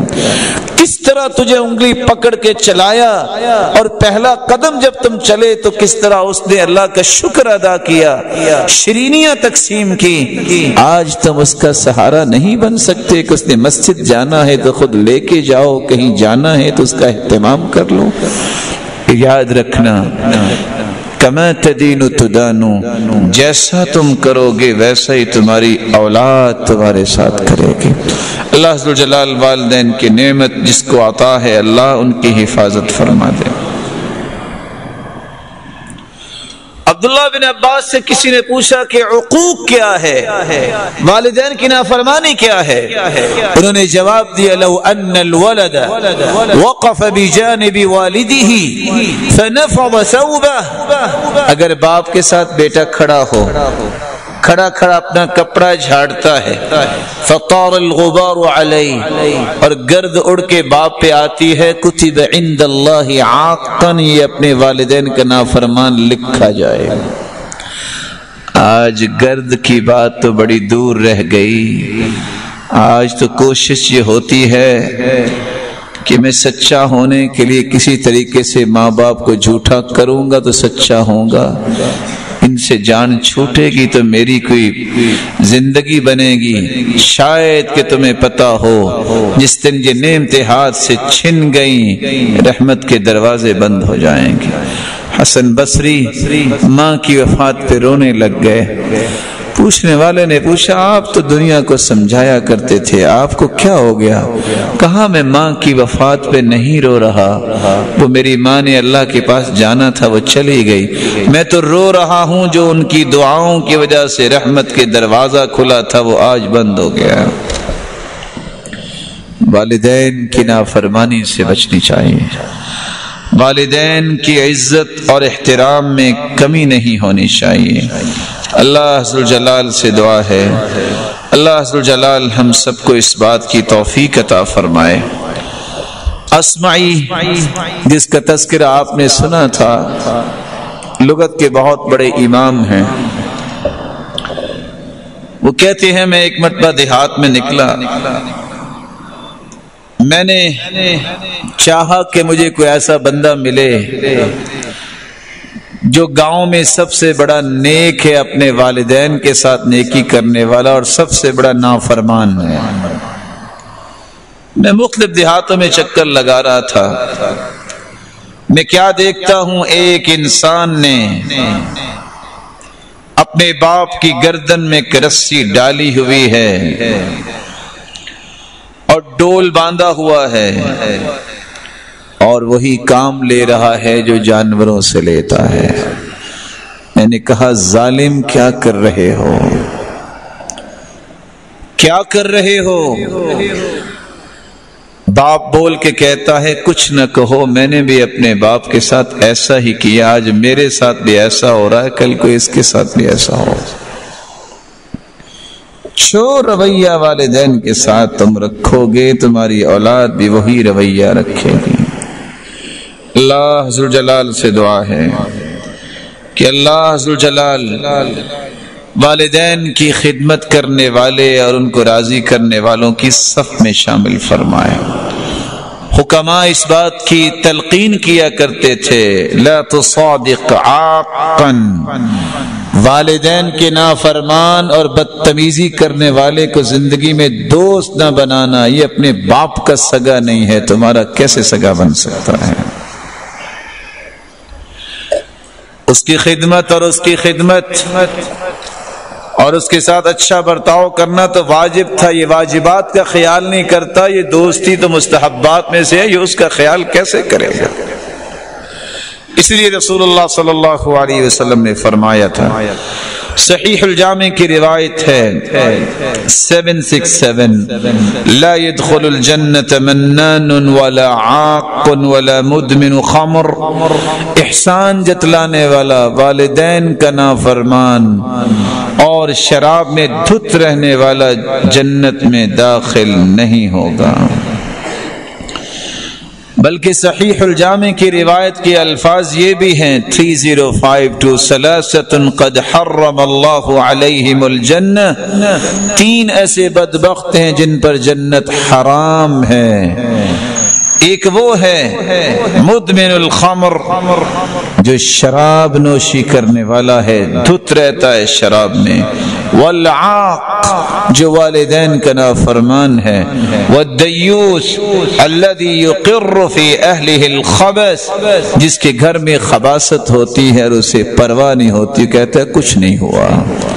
اللہ عز و جلال ہمیں محفوظ فرمائے۔ لیکن یہاں میں من باب الفائدہ یہ بتانا ضروری سمجھوں گا کہ اولادیں کیوں والدین کے ساتھ بدتمیزی کرتی ہیں اور کیوں نافرمان ہوتی ہیں، اس کے اسباب بھی ہیں کچھ۔ جو اولاد جاہل ہوگی، جن کو علم نہیں سکھایا ہوگا، وہ بدتمیز بنے گی۔ جس کی تربیت اچھی نہیں کی ہوگی، وہ پہلا اثر آپ کو دکھائے گا۔ جب تک آپ اپنے بچوں کی دوستیوں کو نہیں چیک کرتے وہ اچھی ہیں کہ بری ہیں، بری دوستیاں بھی اولاد کو بدتمیز بنا دیتی ہیں۔ جو والدین اپنے والدین کی نافرمانی کرتے ہیں، ان کی اولادیں ان کی نافرمانی کرتی ہیں۔ جو والدین اپنی اولاد میں ناانصافی کرتے ہیں، ان کی اولاد کبھی تمیز سے بات نہیں کرتی، وہ وہی آگ نکالتے ہیں حسد کی، غصے اور بغض کی، جو ناانصافی انہوں نے والدین میں دیکھی ہوتی ہے۔ جو والدین اولاد کی نیکی میں مددگار نہیں ثابت ہوتے، نیکی سے روکتے ہیں، ان کی اولادیں کبھی ان کے کام نہیں آئیں۔ جو والدین طلاق کی صورت میں انصاف چھوڑ دیتے ہیں، ماں کے ساتھ والد ظلم کرتا ہے، وہ باپ کبھی اپنے بیٹوں سے عزت نہیں کرواتا۔ جو ماں اپنے خاوند کی بے عزتی کرتی ہے، اس کی بیٹیاں کبھی اس کی عزت نہیں کریں گے۔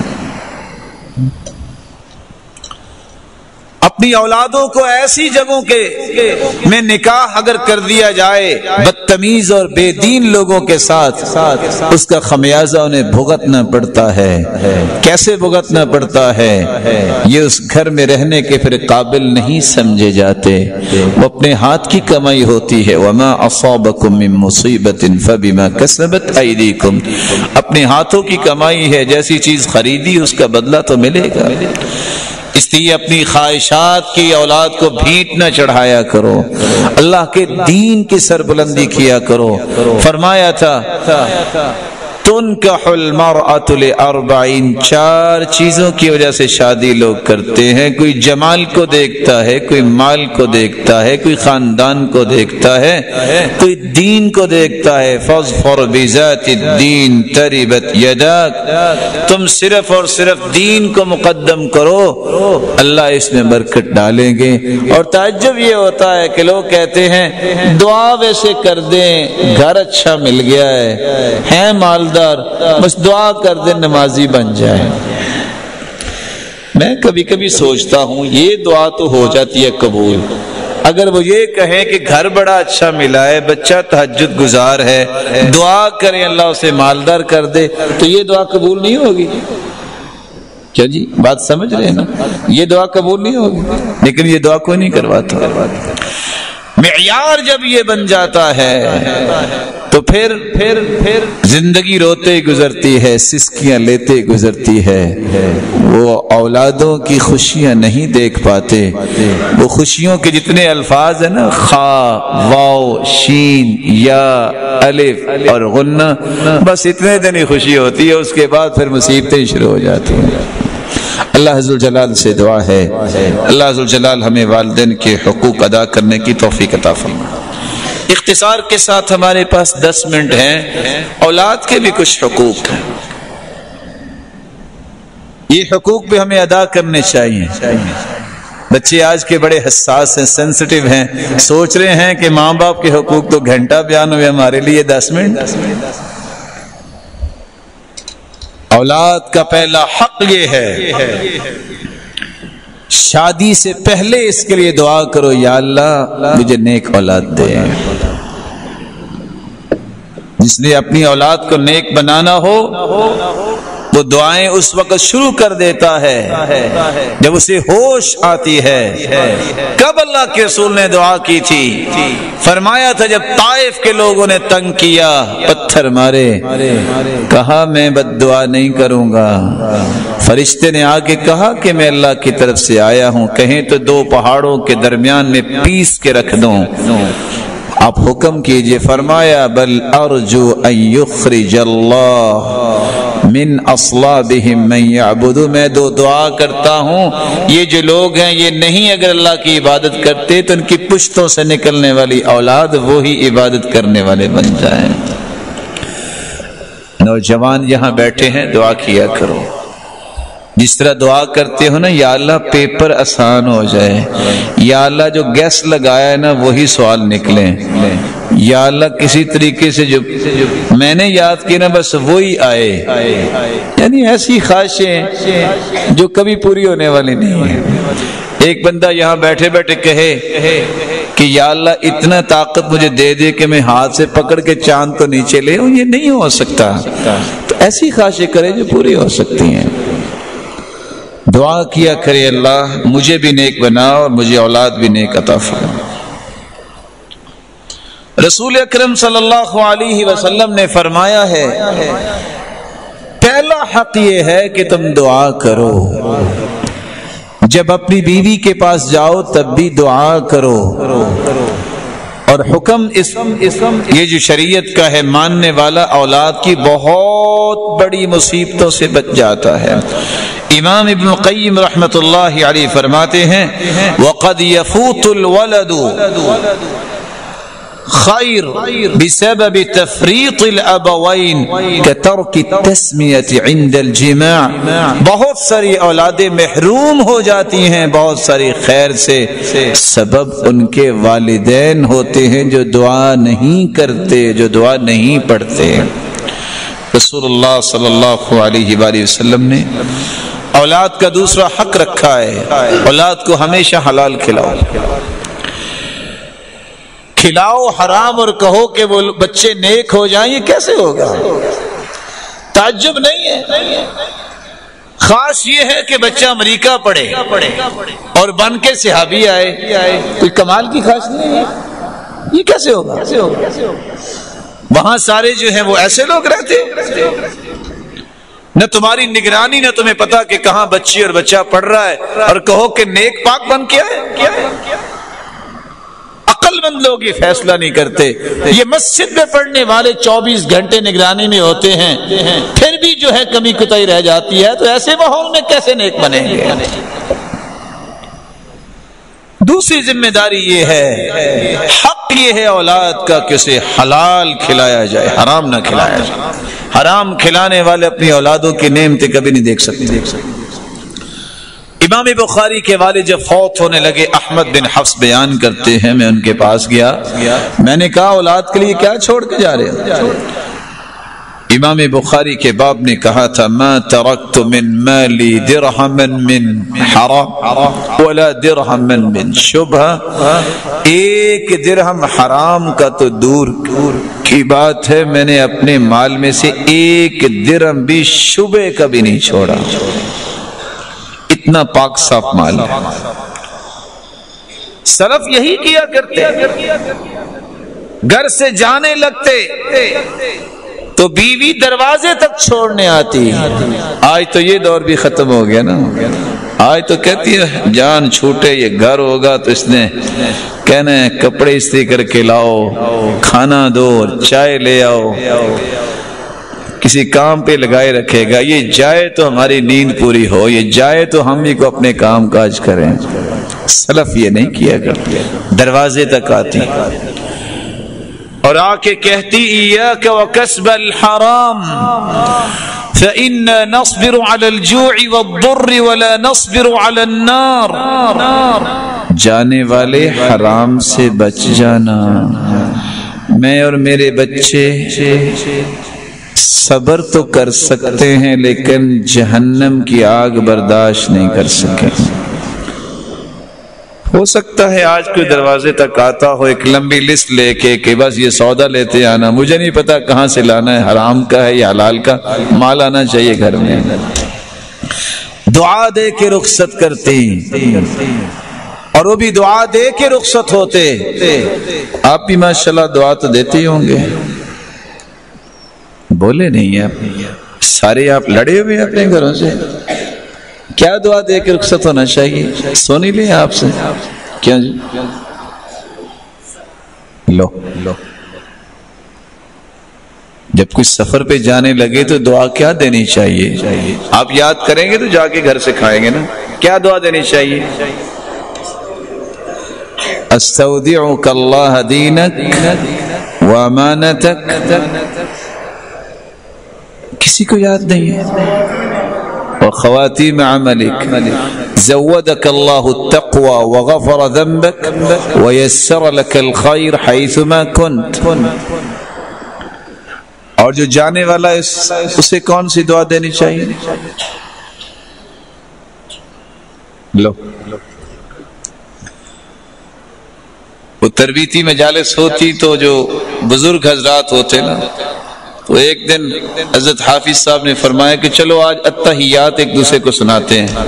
تو وہ پنجابی بولنے والے تھے، وہ کہتے ہیں حافظ جی پردے پینے تے پیرین دیو، اسی کدی التحیات پڑھی کوئی نہیں تو کیویں سناواں گے؟ تو کبھی نہیں کسی نے دعا دی۔ استودعک اللہ الذی لا تضیع ودائعہ، میں اللہ تعالیٰ کی امانت میں دے کے تمہیں جا رہا ہوں، جو اللہ کی امانت میں چلا جائے وہ کبھی ضائع نہیں ہوتا۔ تیسرا حق یہ ہے، یہ حلال روزی کی بات کر رہے تھے۔ عبداللہ بن مبارک کے باپ کو جب ایک باغ کا مالی رکھا گیا تو باغ کا مالک آ کے کہتا ہے کچھ انار لے کے آؤ، وہ لے کے آئے، وہ ترش تھے۔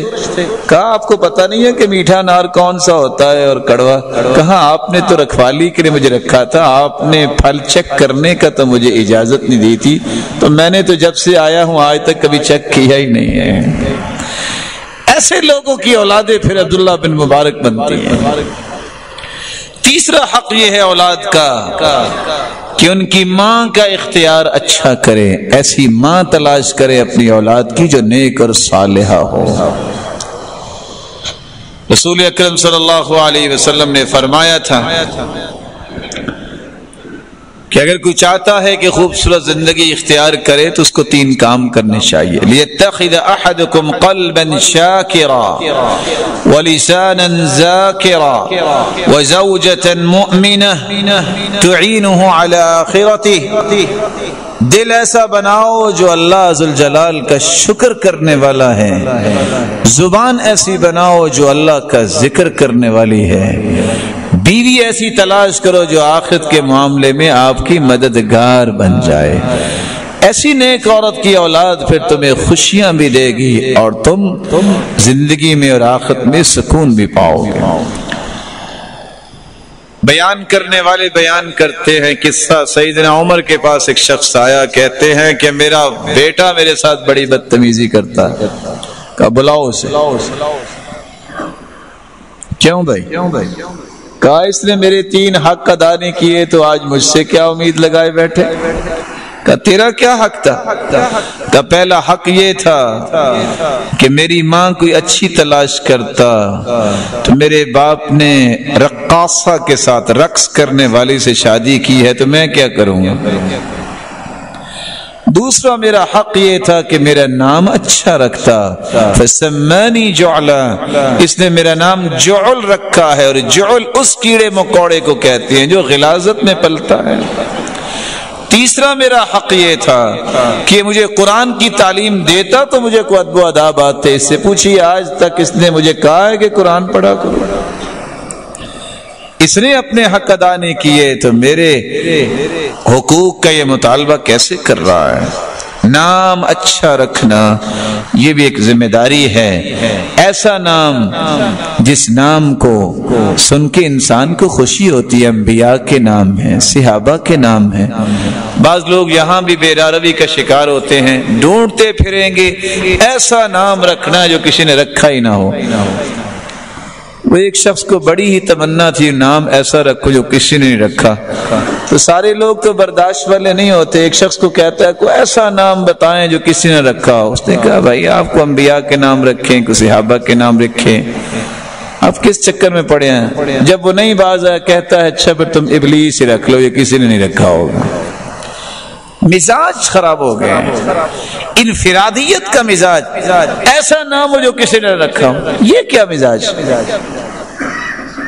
مزاج آپ کسی پیغمبر کا نام رکھو، تمہیں یاد آئے کہ یہ پیغمبر کا نام ہے، اس سے کہو کہ بیٹا ان پیغمبروں کی شان پڑھو جو تیرا نام ہے، صحابہ کا نام رکھو، اچھا نام رکھو۔ اور کچھ لوگ جو ہیں وہ قرآن مجید کھول لیں گے اور کہیں گے بس جہاں میرے ہاتھ لگ گیا نا تو وہاں یہ نام ہے۔ اور ایک شخص نے نام واقعی رکھا اپنی بیٹی کے نام، فَبِأَيِّ آلَاءِ رَبِّكُمَا تُكَذِّبَانِ۔ اور آپ حیران ہوں گے اس وقت بھی فیصل آباد میں بہت نیک آدمی تھے، فوت ہو گئے، انہوں نے اپنے 3 بیٹوں کے نام رکھے تھے بسم اللہ، ماشاءاللہ، انشاءاللہ۔ وہ اتفاق سے جب عمرہ کرنے گئے وہ خود ہی بتاتے ہیں، تم نے کہا مسمک، کیا نام ہے آپ کو؟ کہے ماشاءاللہ۔ وہ کہے آپ کا نام کیا ہے؟ وہ کہے ماشاءاللہ۔ آپ نام رکھیں، اچھے نام رکھیں، اور اس طرح کا انداز اپنا لینا کہیں اللہ کے نام کی توہین نہ ہو، آیات کی توہین۔ اور قرآن صرف اس لیے رہ گیا کہ بس میں ہاتھ رکھوں تو نام نکالوں گا، فال نکالوں گا، کوئی فوت نہیں ہو رہا تو ضعیف حدیث کے مطابق یاسین پڑھ کے اس کو جلدی مار دوں گا، جھوٹی قسم اٹھا لوں گا۔ قرآن صرف اس لیے رہ گیا ہے، قرآن تو سمجھنے کے لیے اور عمل کرنے کے لیے تھا۔ اولاد کا 5واں حق یہ ہے کہ سب سے پہلے اس کے اندر فطرت کے اصول پیدا کرے۔ کیسے پیدا ہوں گے؟ یہ سفید داڑھیوں والے بیٹھے ہیں بزرگ، اللہ ان کو سلامت رکھے، کبھی ان کے پاس بیٹھ کے پوچھیں آج سے 30 سال پہلے حالت کیا تھی؟ رات سوتے وقت بھی مائیں انبیاء کے قصے سناتی، اور صبح اٹھ کے بھی فجر کے بعد جب سب سے پہلے قرآن پڑھتی تب جا کے کسی کام کو ہاتھ لگاتی۔ کوئی سناتا قصہ؟ آج تو خود قصہ یاد نہیں ہے کسی کو، تو سنائے گا کیا؟ زیادہ سے زیادہ وہ حدیث تو آتی ہے كَانَ لَا يَنَامُ إِلَّا وَالسِّوَاكُ عِنْدَ رَأْسِهِ، اللہ کے رسول اس وقت تک سوتے نہیں تھے جب تک سیدہ عائشہ مسواک آپ کے تکیے کے پاس نہیں رکھ دیتی تھی۔ آج تکیے کے پاس مسواک تو نہیں ہوتی، ریموٹ ہوتا ہے، اور وہ بھی پتہ نہیں کس وقت جو ہے وہ نیند آ گئی، بند کرنا بھول گئے، کبھی یاد رہا تو اس کو بند کر دیا، وہ ساری رات ہی چلتا رہتا ہے۔ اس کی نیند میں کیسے سکون آئے گا؟ اس کی اولاد کیسے نیک آئے گی؟ اذا كان رب البيت بالدف ضاربا فشيمة اهل البيت كلهم الرقص، جس کے ماں باپ جو ہیں دف بجانے والے ہیں اور اس کی اولادیں تو رقص ہی کر سکتی ہیں، اور کیا کریں گی؟ اللہ کی محبت دل میں ڈالیے، اللہ کے رسول کی محبت دل میں ڈالیے، صحابہ کرام کی محبت بچوں کے دل میں ڈالیے۔ یہ ذمہ داریاں ہیں والدین کی۔ وہ کیسے ثابت البنانی کہتے تھے سیدنا انس کو، یہ آنکھیں ذرا میرے قریب کیجئے، میں ان کو بوسہ دوں، ان آنکھوں نے اللہ کے رسول کو دیکھا ہے۔ یہ اولاد کا حق ہے کہ ان کے دل میں اللہ اور اس کے رسول اور صحابہ اور دین کی محبت اس قدر مضبوط کر دی جائے کہ دنیا کے کسی خطے میں ہوں کبھی وہ اس بات پہ سودے بازی نہ کریں۔ آج دکان پہ لیٹ جانے پہ تو مارتا ہے باپ اپنے بیٹے کو، لیکن کبھی کسی نے نماز پہ مارا ہے؟ مروا اولادکم بالصلاۃ وهم ابناء 7 سنین، جب بچے 7 سال کے ہو جائیں تو انہیں نماز کا حکم دیا کرو۔ وَاضْرِبُوهُمْ اِذَا بَلَغُوا 10، جب 10 سال کے ہو جائیں تو انہیں مارو۔ کوئی مارتا ہے؟ کہتے ہیں بس جی بچے ہیں، زیادتی ہو جائے گی، لوگ کیا کہیں گے، قانون بھی پاس ہو گیا ہے کہ بچوں کو مارنا نہیں ہے، تو کون مارے گا؟ شریعت کے مخالف جو باتیں ہوتی ہیں ان پہ توجہ نہیں دیا کرتے۔ یہ شریعت نے حق دیا ہے سرزنش کرنے کا، اپنی اولاد کو نماز نہیں پڑھتے 10 سال کی عمر میں ان کو سرزنش کرو۔ اللہ عز و جلال سے دعا ہے کہ اللہ جو اولاد ہے اس کو نیک بنائے، ہم بھی کسی کی اولاد ہے ہمیں بھی نیک بنا دے۔ اور ہماری اولادوں کو بھی نیک بنا دے۔ مغرب کا وقت ہوا چاہتا ہے، جو حقوق اولاد کے اور والدین کے سنے ہیں اللہ انہیں پورے کرنے کی توفیق عطا فرمائے، اور جس طرح تیرے گھر میں اے اللہ جمع ہیں سب کو جنت الفردوس میں جمع فرما۔ وآخر دعوانا